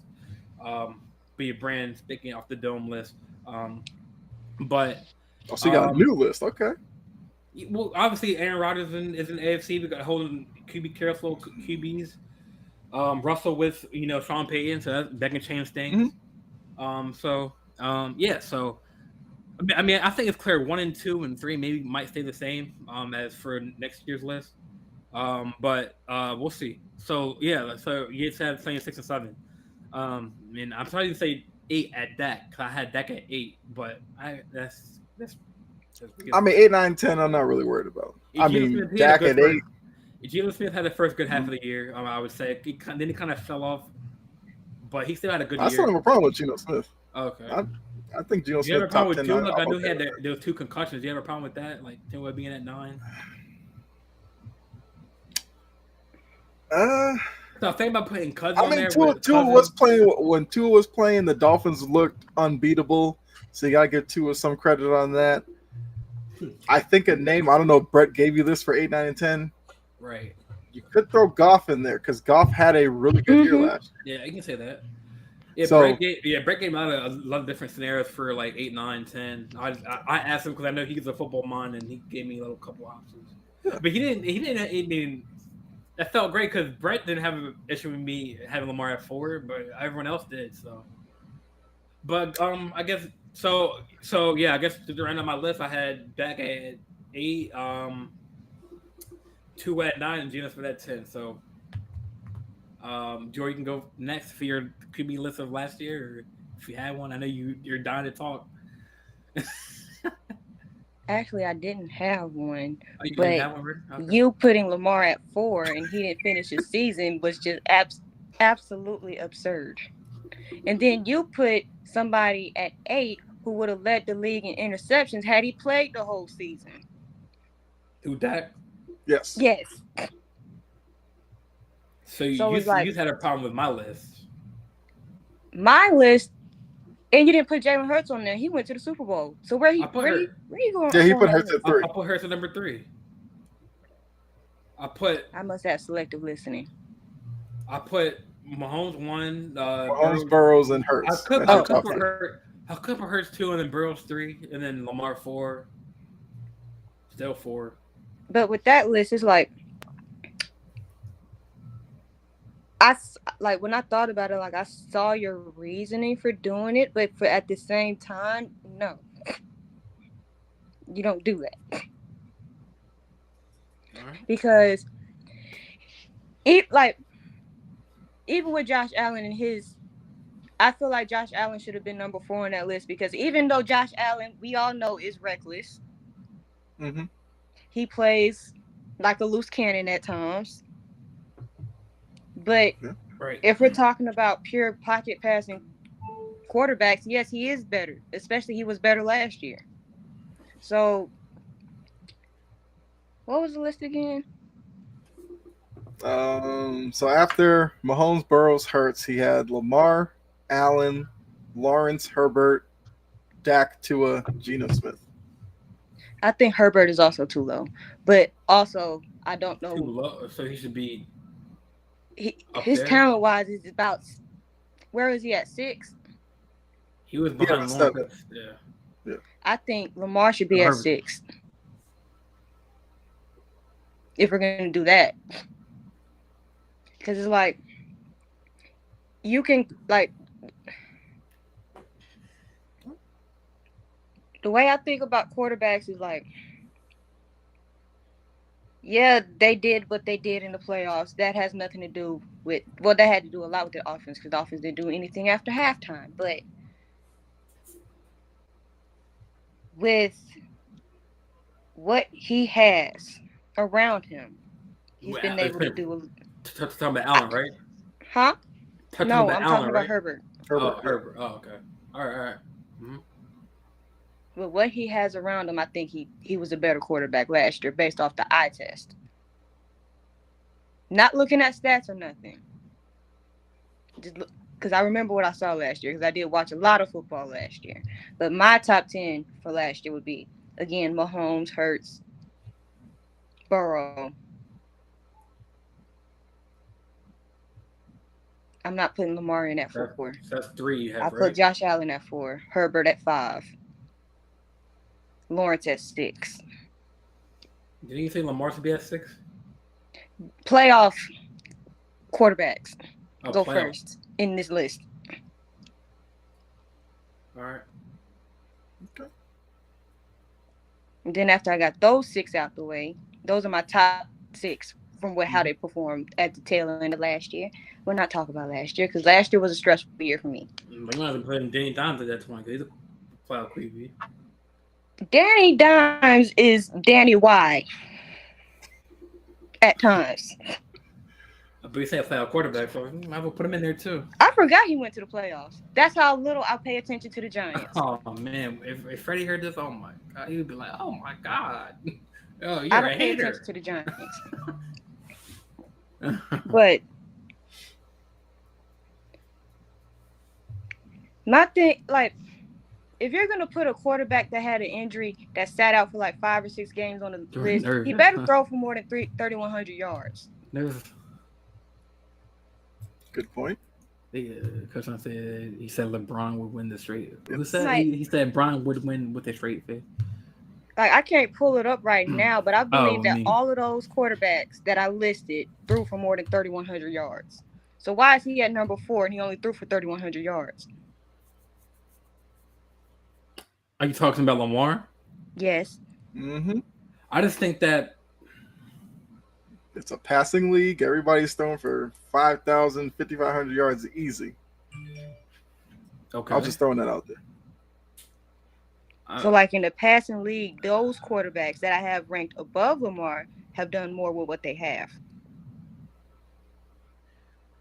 Instead of saying if Lamar had a wide receiver that could catch, or if Lamar had this, if Lamar had that, I mean, they take the most of what they have. That's why they're top tier quarterbacks in this league. Especially when you think about Trevor Lawrence. Their year started horrible. I would know. Because they put a demolition job on my team at the end of the year. yeah. Don't start. But Titans are trash. Anyways, continue. wait a minute, because I'm not gonna let that one slide. Y'all didn't even have y'all don't even know who your QB is gonna be week 1. So. I'm not Will gonna let that Levis, slide. Mayo- I'm just gonna sit here and call Will my team Levis, trash, or and your team hasn't been to an AFC Championship game since 2012. 2012, didn't we beat y'all? She said AFC Championship game. Oh, AFC Championship game. I mean, that's okay. Do y'all have a ring? Huh? Do y'all have rings? Oh wait, I That's forgot. not- Wait! I forgot y'all tried to steal our playbook. Back in the Baltimore Bully era, when y'all thought y'all had to win, when Brian Belichick was a coach. Why are you bringing up stuff that I wouldn't remember? Because you said 20. I mean, it's like you said 2012, so I'm gonna bring something back to past. So Don't bring I up just wanna something bring from back like at 1990 least something that we I'm not born for. yeah. I mean, I was born in '98, so I mean, obviously I was a baby, but I didn't know about that. But I watched the ESPN 30 for 30, and the Baltimore. And But don't sit here and call my team trash, and your team has just about the same amount of playoff success as mine in recent years, if not less. all right, I'm just saying. Anyway, back to what I was saying. What was I saying after that? You got me started, but yeah, the top tier quarterbacks in this league, they do more with what they have. With Lamar, you're always asking, what can he do with a better receiver? What can he do with a better running game? Why does he have to run the ball all the time? I feel like if you're a top tier quarterback, you can make do with what you have. I.e., Tom Brady did what he was supposed to do. Tom Brady did what he did. Let me do my sentence. Tom Brady made do with what he did in Tampa, with what he had in Tampa. I see what you're trying to say. All of those wide receiver injuries, and they still got a playoff spot even although they had a horrible division. That was the Ryan case. Tannehill has 2 playoff wins. Lamar's got And they're 1. not, and it's not, and that's not. Even though you could say we got to those playoff spots because of the division, that division wasn't necessarily as trash as it is now. Ghost Tante, I gotta pull that comment up. He said, Jordan, get cooked on your own show. Tennessee defense is actually pretty good. I mean, other than Brian Burr, I don't know anybody on that defense, man. I do. Lamar Jackson should know who Jeffrey Simmons is, and Harold Landry. Who? I But- mean, He had you can't pull ACL a coup on injury, Harold but Landry. you definitely know who Jeffrey Sorry. Simmons is, so don't Harold act Landry's stupid. one of the top middle linebackers in the I know. league. I'm man. just playing. I'm Don't being act sarcastic. stupid. I'll be sarcastic. Do you know what the difference between me being serious and me being sarcastic? Me sarcastic. This is You great. sound the same But- when you're being serious or sarcastic, so I can't tell. Anyway, I'm not being cooked. I mean, this is just last year's rankings, and obviously this is gonna be a new year. With a whole full season of Roquan Smith, holding that middle. We got some new draft pieces. I think Roquan came in week 8 or 9 or 7 against the Saints, so we got the trade. That's why we didn't have a second round pick in the draft because we got the Roquan Smith deal. And I just think that, I think with this new, we can at least talk about our before I go on, Kyle, what was you have a QB list ranking from last year, Kyle? Last year, I'd go Mahomes. Okay. I'd probably go Hurts, Burrow. All right. I See, would that's what probably- I should have done that. So I should have done the top 3, like the. I mean, 2 and 3, it's splitting hairs at that point. You could go with either one. I'd be okay with it. 4, I would probably say Herbert. I'd probably go Allen 5. I would say Lawrence at 6. 7. Only because it's based off of last year.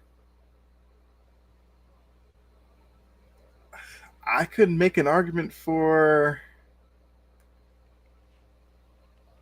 Cousins at 7. He had a good year in Minnesota. Didn't end well. Cousins too. I had him on my list. I kind of flip-flopped him off my list. I feel like Kirk Cousins is a front runner as well, but Right, and he is. He just happened to have a good year. front running year last year. And look, never mind. I'd go Goff at 8 because I think They had Justin Jefferson. with the year Goff and Detroit had last year, I'd put him 8 based off of last year's performance. I'm not gonna argue with Cousins. But don't you think half of his success was due to the Jefferson and Thielen? I mean, that's who he's supposed to throw to. Right, Yeah. but I'm saying the Ravens didn't have that kind of receiver, and Bateman was hurt half the year, and Lamar did what he could do. Like with the Jory team he said, had. And I he still saw made Tom the fucking Brady win a playoffs. Super Bowl with Julian Edelman as his best wide receiver, who I'm was just a saying, college quarterback. But I'm just saying, it's just yes, it's no excuse that Lamar. It's not like Lamar signs the players' contracts. He's dealt with the players he has. It's like a card game. He's dealt his cards. And He has 2 first round. I know Andrews. And Andrews is a top 3 tight end in the he's league. the only one he's our top receiver right now. He was last year. That is because of the quarterback. The rate there's no really even when Joe Flacco was here, Ravens are known for You using. putting Joe Flacco on no top 10 list any No, year but he played. I'm just saying, any Ravens quarterback that we had, we are tight end heavy. Todd Heap, Dennis Pitta. Who else?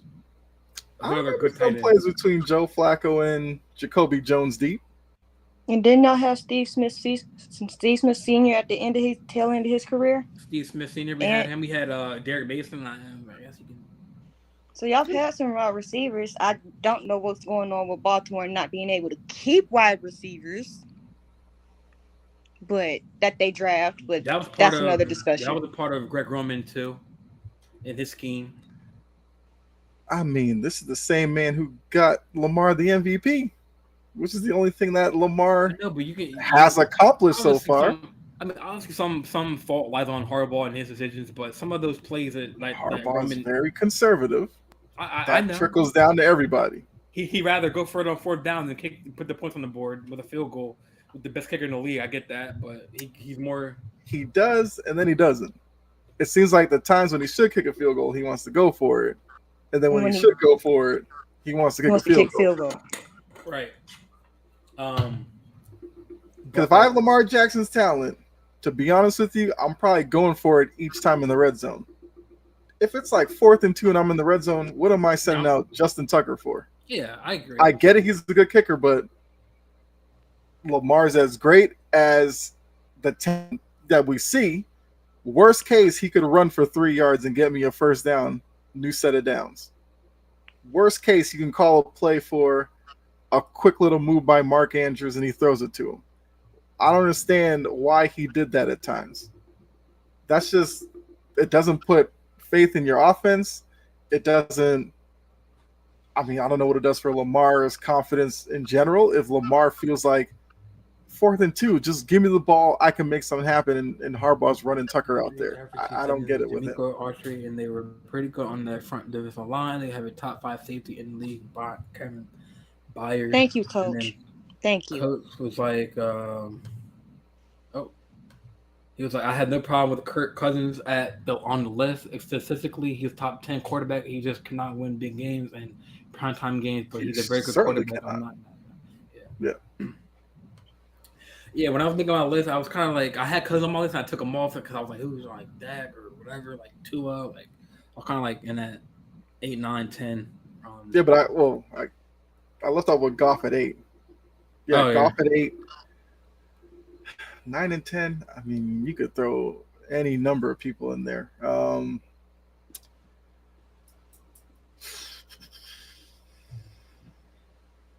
It was kind of a bad year. Yeah, I kind of had like a router's block, like when it came like to like 8, 9, 10. That kind of like, I was like, who should I put? I put Tannehill at 10 just to make you mad. That's why Miami didn't want his ass. Miami also ran Brian Flores out the door. Yeah, I wouldn't trust their decision making.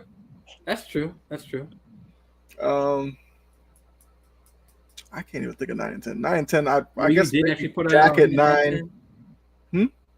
I was in Jori. Did she really put him as 10 on her list? No, because I have common sense. But yeah.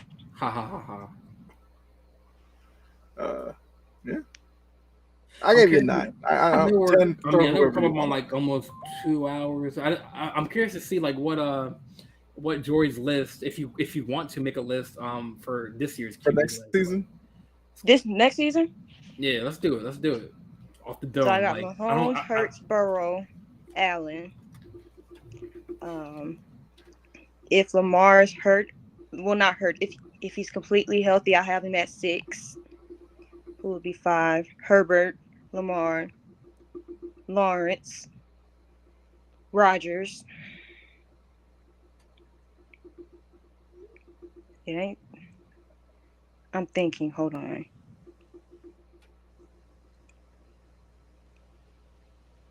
Jesus Christ. Because I feel like anybody else, you could put Kirk after what's his face? Because I feel like anything else worthwhile will be a rookie quarterback, and I'm not trying to grade a rookie based off of expectations. Because I feel like anything else would be average. I mean, I guess you could put Dak at 10, but even though I could see him, he plays like a 2, and then sometimes he plays like a 20, but you could put Dak at 10. Did I hit 10? No, I mean, I was gonna say redo your list. I mean, I know you have Mahomes, Hurts, Burrows. Then who's your 4? Mahomes, Hurts, Burrow, Allen, Herbert, Lawrence, Lamar, You're not Aaron putting Aaron Rodgers. Rodgers up there? Oh, okay. I'm gonna say. I know I have since Aaron Rodgers, Kirk Cousins, and maybe Dak Prescott. for I'm not 10 sold on that. for 10th spot for the 10th spot. Hmm. All right, I got.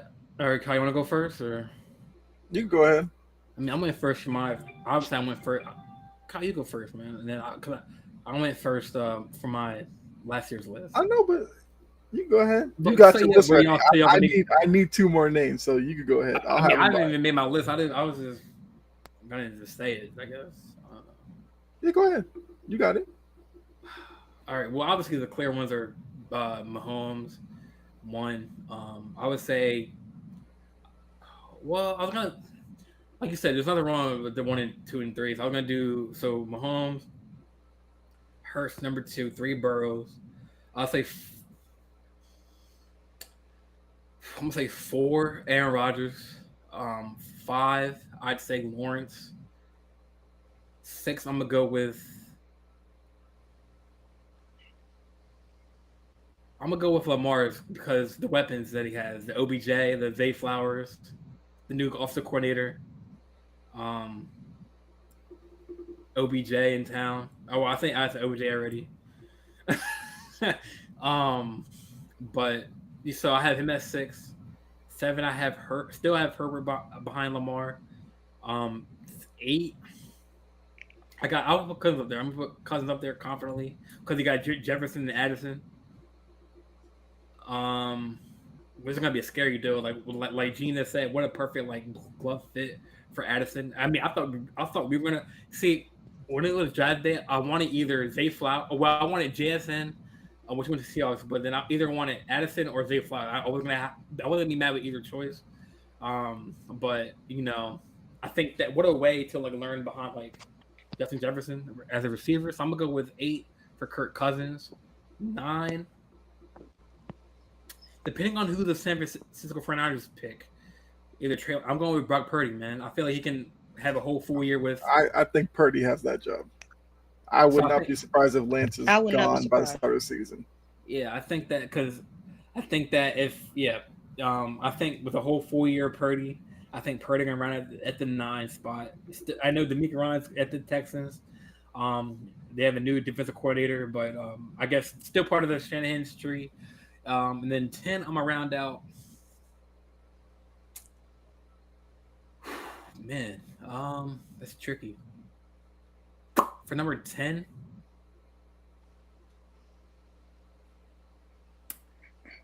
I'm gonna go Russell Wilson because with the whole Sean Payton as his head coach, I think Sean Payton can uplift Russell as a quarterback. Not bring him back to his old ways, but kind of revamp his career. I think he still has Jerry, Judy, and Sutton, right? They're still on the team as of they're right still now. there. So I forgot about old Russ. He played so bad last year. I forgot about him. Yeah, I'm not gonna give up hope on him because I know Sean Payton's in town, so I think that's a big factor. So he'd be my number 10. I do agree with that. I think I'm doing Danny Dimes, but Russell over Danny Dimes. You don't gotta put Danny Dimes on there.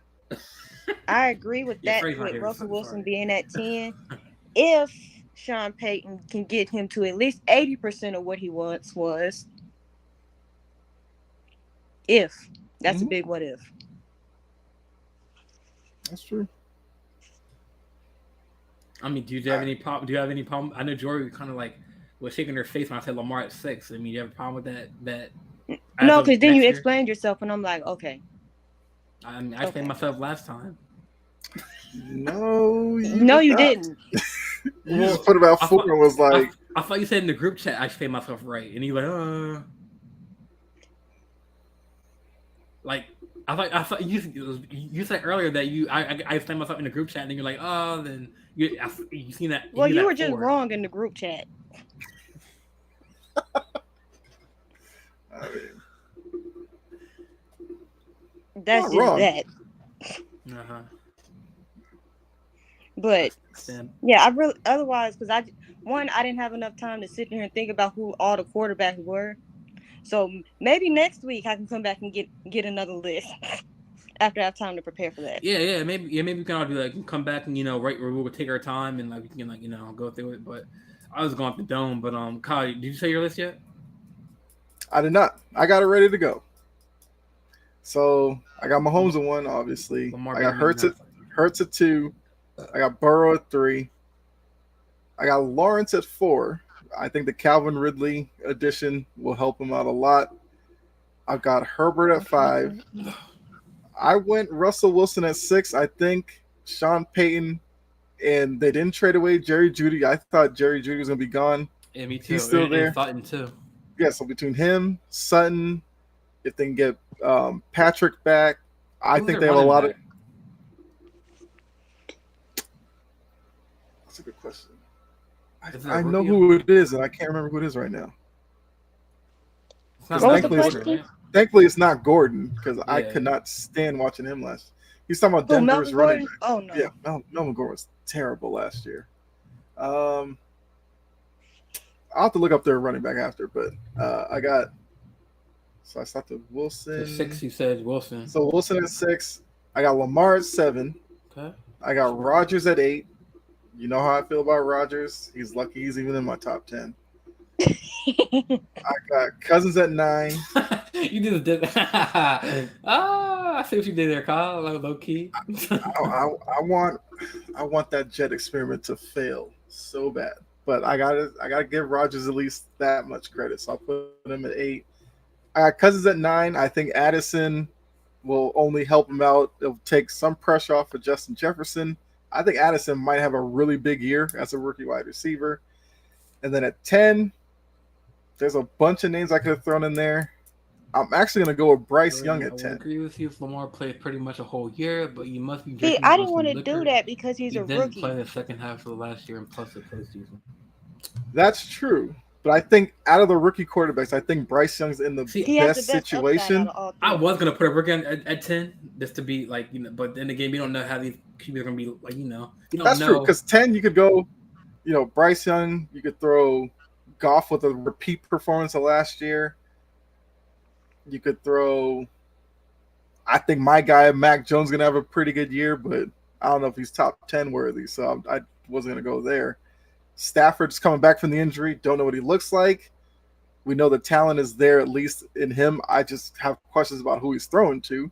Mm-hmm. We already know Kyler Murray's going to be out for a while.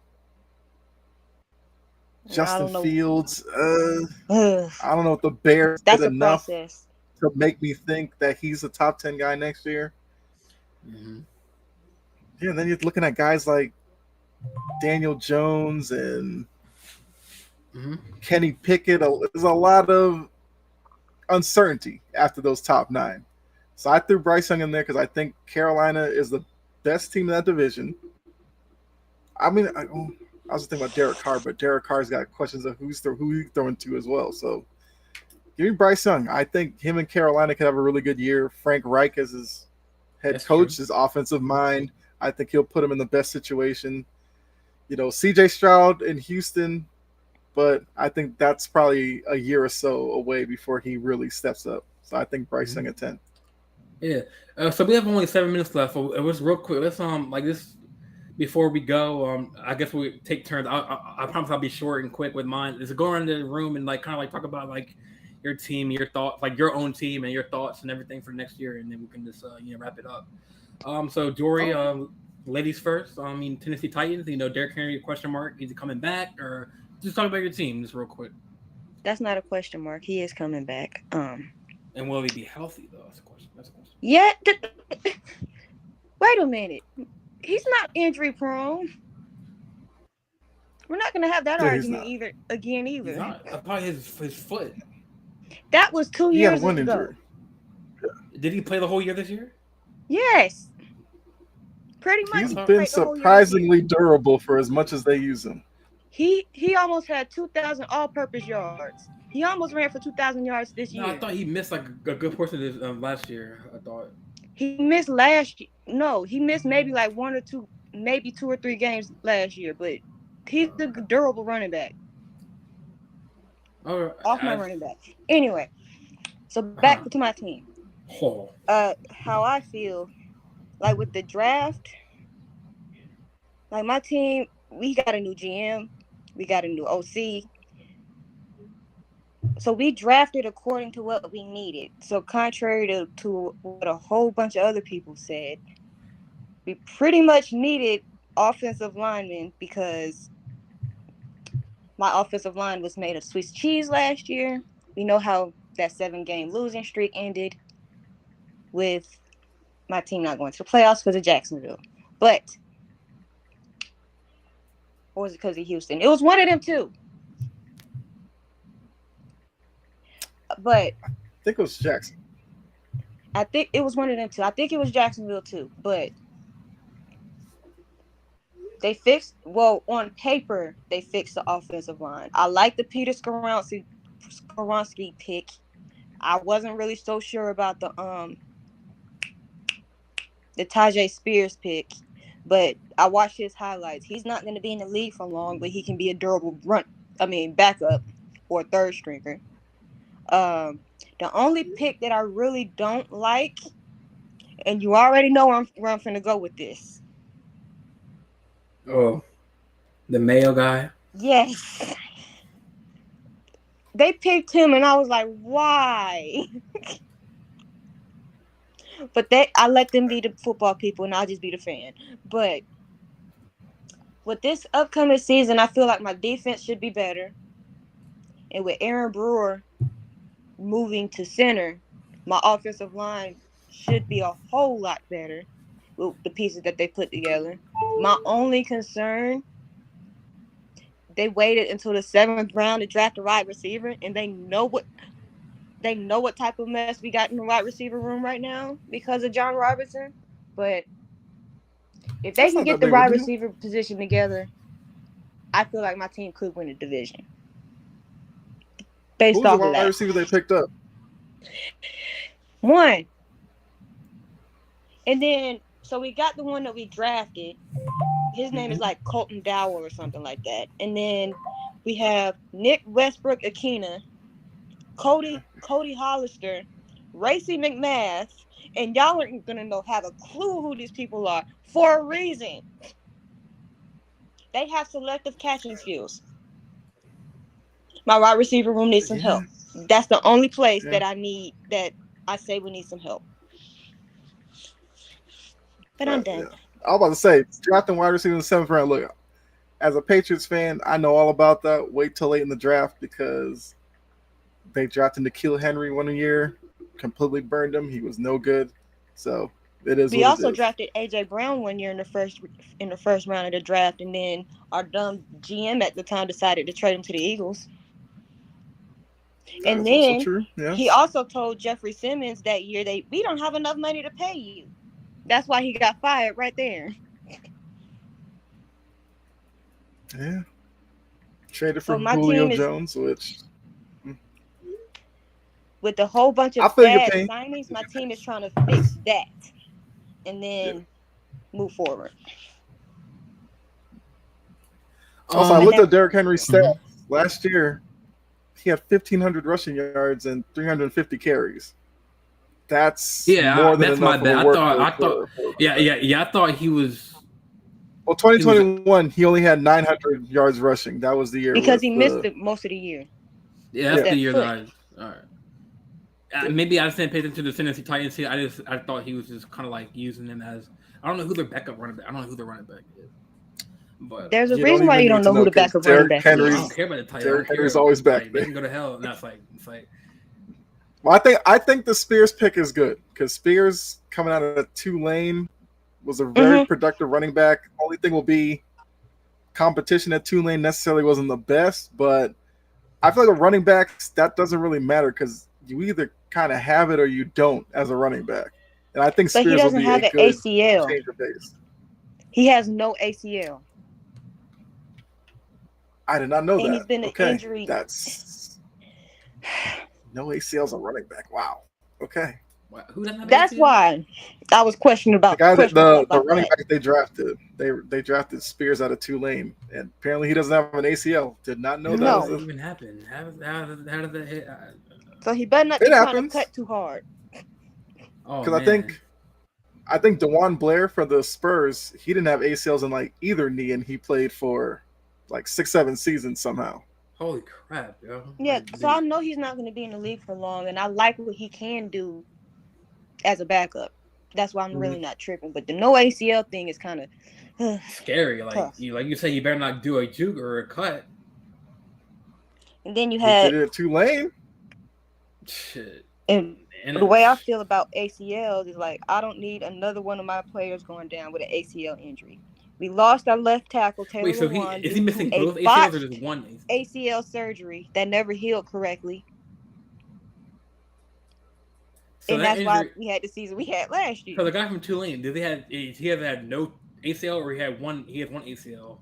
He has an ACL in one knee. He's missing one. Oh, so I thought you're missing. Oh, okay. Maybe it's still kind of shocking for the position, but he's managed it this far. I'm like, yeah, that's crazy. So I'm not he must have some here and say that's a bad pick. Must have a metal rod in his knee or something.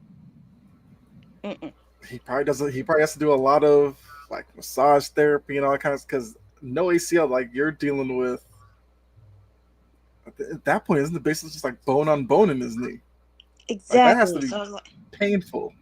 Oh man! So he probably just has like really sore knees after every game, and then he has to. What's his name again? What's his name? I can look him up. Tajay Spears. Tajay, like Spears, like a weapon, like Spears. Spears, yeah. Yeah, he was a running back out of Tulane. I think he might have led the league in rushing, if not last year, the year before. Like he was really good at Tulane. Yeah, I'm not mad at that pick. I think to give Derrick Henry at least a breather, you could do worse than Spears. But running backs, you can kind of find them because, as we get close to the season, there's going to be probably some veteran running back who might get released by a team. Tennessee might be involved in that market. And many thought he would be a one-contract player because of the ACL knee. Mm-hmm. That's crazy. I guess a lot of running backs are only one-contract players now, so that's fine. Well, after Zeke, a lot of running backs will be only one contract player. So one contract means like you only play like you're one like get that rookie deal, and then after that you're struggling for a job. Yeah, because of Zeke. It's only that because of the ACL. If he had another ACL, it would have been an issue. But they were saying that on the NFL, the ACL. But that's the value of running backs now. When Jerry Jones did it with Zeke Elliott, everybody knew it was not going to be a good deal, but Jerry Jones did it anyway, and now Zeke is out there trying to find a job. Yeah, right. I guess I'll go real quick with my Ravens, and I guess you can end with your. We're going on 2 hours and 2 minutes. I'll keep it short with the Patriots. I think I'm excited. You're a Patriots fan. You didn't know that? That I am. He's a Boston Celtics fan, a Boston Bruins fan. He's a Boston Red Sox fan. All Boston teams. Boston all day. But you live in Atlanta, right? Yes. So I do pay attention to the Atlanta teams, but I'm Boston first and foremost. Yeah. But just real quick, I mean, I'm excited for the Ravens. Obviously we got the deal done. 5-year, $260 million with Lamar. Like Lamar said himself, a lot of hate. He said, she said, a lot of, nitpicking on, what's going on with the contract, what the numbers were. So I think the whole story with him tweeting out he requested the trade on the March 2nd and him requesting the trade. I think it was just like them speaking up the ball on the Ravens. That was him wanting out. He wanted out. No, he didn't want out. If he did want out, he wouldn't have requested a trade. You don't request a trade to get negotiations moving. You get negotiations moving by talking. But in the press conference, and he said that they wouldn't even have these issues. There was There was no other team that he wanted to go to other than the Ravens. He because they re-signed him. He has to say that. He followed what he said draft day. They're gonna get a championship out of me, and he has a 5-year window to get that done. And I'm excited. We got Zay Flowers, we got Odell Beckham, we got a new offensive player in the building, and I'm happy to know that the contract is done, so Lamar can get into the building early. OTAs. I said that many times. I sound like a robot now. Like I'm excited for him to be in the building, OTAs, minicamp. For him to get with the playbook. I'm pretty sure Zay Flowers, Lamar gonna be in Florida, throwing the ball, warming up. That's where he. I think Zay Flowers was from Fort Lauderdale, I think, or Pompano Beach, I think, some down South Florida area. Yes. So I'm pretty sure they're gonna be warming up together, working out together. And Odell Beckham, I'm excited to have him. As long as his hamstring holds together, he's good. Yeah, right. As long as he can stay healthy, I think they can be like a top 10 offense. I think if everyone stays healthy, health is is a big issue. Obviously with Odell Bateman coming back, he was hurt. He was banged up after the draft, the groin injury. So, but then he got hurt again. I think after the Miami or Bengals game. I think week 4. I think. And we gotta say Flowers, man. A good route runner. Kind of like he has the height of Hollywood. He's the height of Hollywood Brown, same size, but I think his run after catch ability is a little better. We got some defense on the ball. We got Trenton Simpson from Clemson. I know we didn't pick up Queen's option, so I'm not sure if he's on like a prove it deal, 1-year deal next year, and then have Simpson. I mean, that's fine because Simpson can play that role. I guess he can play that position. PQ ain't coming back after next year. Yeah. What I'm saying is he's not gonna play this year, and then he's done. He's done. Or unless he plays well and we sign him to a deal, but I'm pretty sure if we just we sign it, it'll be up to his attitude. If he comes into training camp trying to cause some noise, they will move him pretty quickly.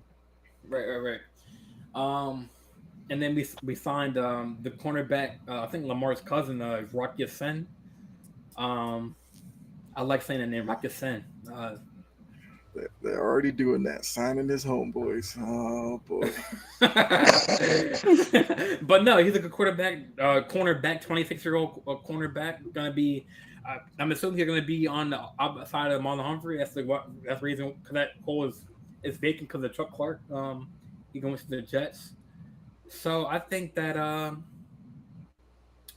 this gonna be a good year for us.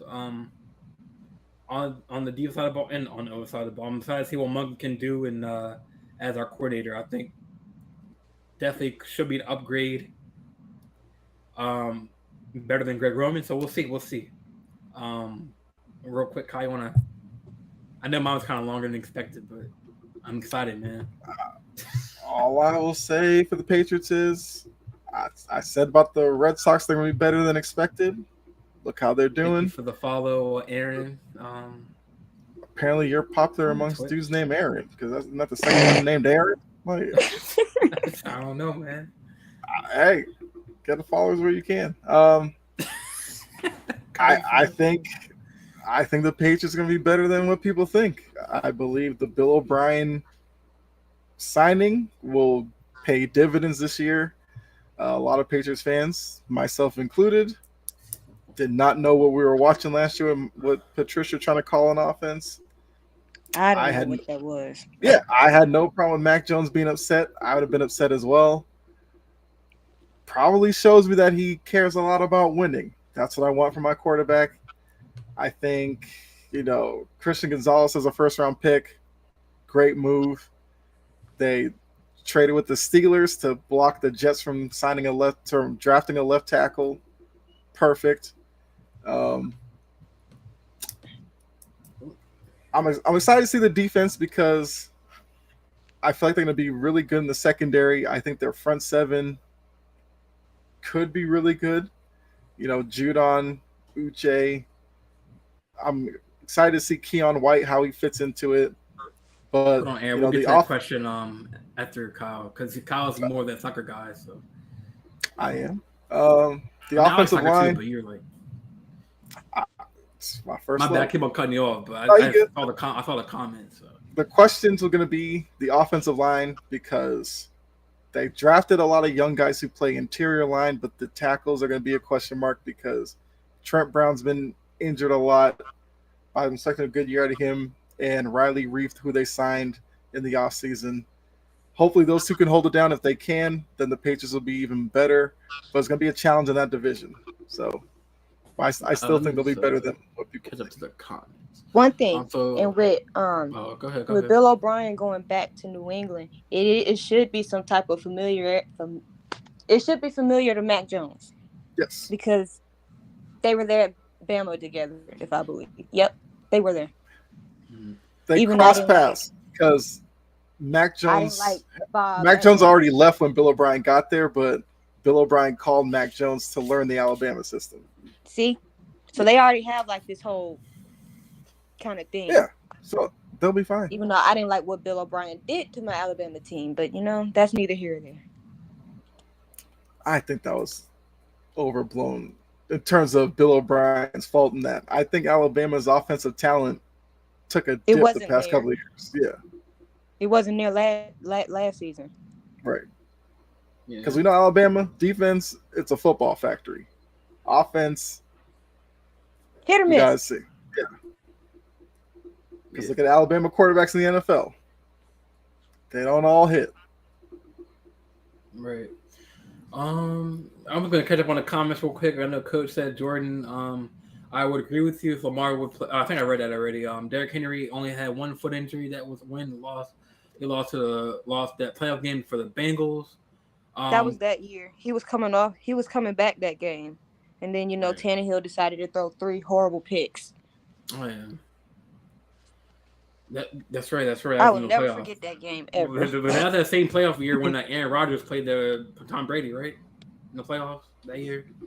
It was like that was the AFC game, and then the AFC game that was the Packers and Buccaneers, right? I think so. That was 2021.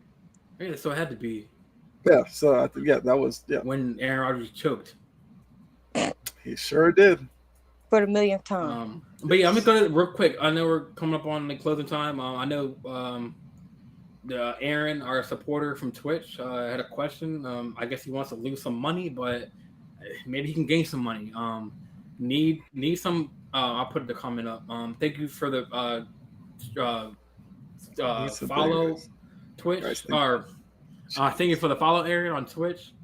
Need some betting advice. Who you guys think is going to winning the Champions League this season? That's a tough one. I think who are the teams like Chelsea, Man United? That's Real Madrid, Man City, Inter Milan, AC Milan. So those 2 Italian teams, and then Real Madrid and Man City.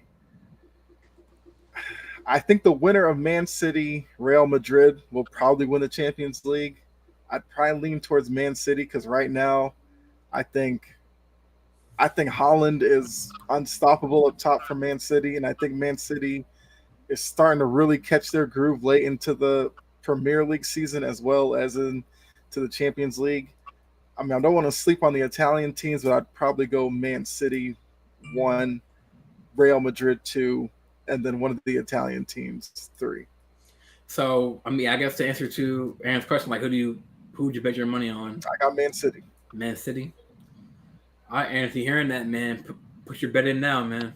If it doesn't hit, don't come. If it do hit, give me $1. Oh yeah, if it hits, you gotta come back on here in the chat. You're gonna give me $1 too, man. You gotta give me $1 too or $5. Aaron, you come with the hot topic. Now you come with the question. This is Jordan LeBron, man. Messi or Ronaldo. You know what, Aaron? How about this? Since you subscribe to the channel, because we're about to end the show. Bring that one back up next episode. Yeah, bring that one back up, brother. Because I'm a soccer fan too. That's like a debate for itself for another show, man. So yeah, definitely send £1. All right, send them euros, man. Euros, pounds, whatever. From the UK, awesome, brother, awesome. Thank you for support from the UK, and I appreciate that. But also, yeah, come back next. Yes, absolutely. Today's Saturday. Yeah, come back next week, man. We'll definitely talk about the Ronaldo debate. And also, if you have any more questions about soccer, we'll definitely answer that too. So definitely come back, Aaron. Thank you. Thank you for the subscription or for the follow. But pounds. Oh, take care, guys. Okay. All right. Well, I was gonna say, Aaron, who do you have win the Champions League since you asked me? Oh, okay. Yeah, go ahead. Go real quick. he might have left since he said take care. Yeah, I mean, like I said, I'm always up to talk soccer. So I can't. Real Madrid. He said Real Madrid.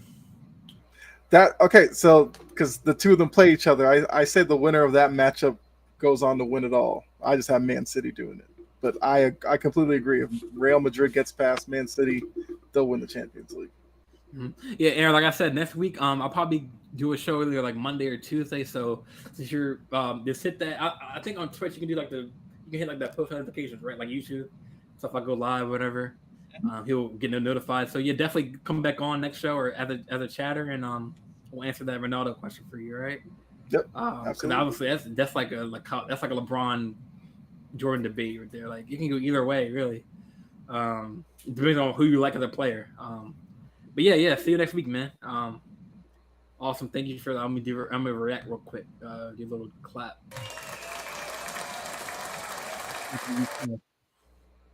All right. Without ending the show, I appreciate Jori, the wonderful Jori, for hopping on the show. You should be back next week too, so we can actually do like a list, like for next. Like, yeah. I can hop on next week. Your research, and we'll all do our research too for our quarterbacks. Yeah, but I'm the host, Jordan Jean Louis. I got my special guest, Jori Williams. Is that short for anything, or is it Jori? It's just Jori, Tori with K. Tori, yep. Jori, and then Kyle. Kyle Evers, my co-host. Before we go, I know Kyle, you have chopping at the bit. Do you have your show, Jori, that you do, or that you want to promote? Yeah. If you want to catch me, on Wednesdays, I do my podcast. It's called Jori Sports Stories. I'm trying to get it's mainly on Spotify. The little rhyming Jori story. Jori's Sports Stories. Yeah, rhymes. Yeah, has a little jingle to it. So it's mainly on all podcasting platforms, but I'm trying to get into YouTube and stuff as well. So you can catch me on there every Wednesday. And what are you talking about? Mainly Titans stuff and right now we're doing playoff stuff. So I am talking playoffs. And NBA playoffs season. Okay. So. All right, gotcha. I was like NFL playoffs. I've listened to a little bit. Yeah, it's good. Good show. Definitely, you guys check it out. Thank you. Yeah, definitely. If you want to have me and Kyle as a guest or whatever, I'm down. We're down to chop it up. You know what I'm saying? Like chopping at the bit. Same with that show. But yeah, we are. That's the episode for the books, y'all. So like I said, I'm Jordan. I got Jori to my right, and then Kyle to my down the bottom. So we'll be back next week, and we will answer that question. The Ronaldo question and Messi, because Messi, I heard he might leave at PSG, and he's leaving. He's leaving. Well, yeah, I heard about that. Yes, but I heard he might get like 400 million from per year for a Saudi Arabian team. I don't think he's going there. Yeah, you don't think he's going there? I think he's going back to Barcelona. Yeah, that's where I think he's going, or to the MLS. Ronaldo chased the money, and he's miserable over there. All right, with that being said, we are out. We'll be back next week, y'all. Well, goodbye, and hope y'all have a good weekend, or rest of your weekend. Yes.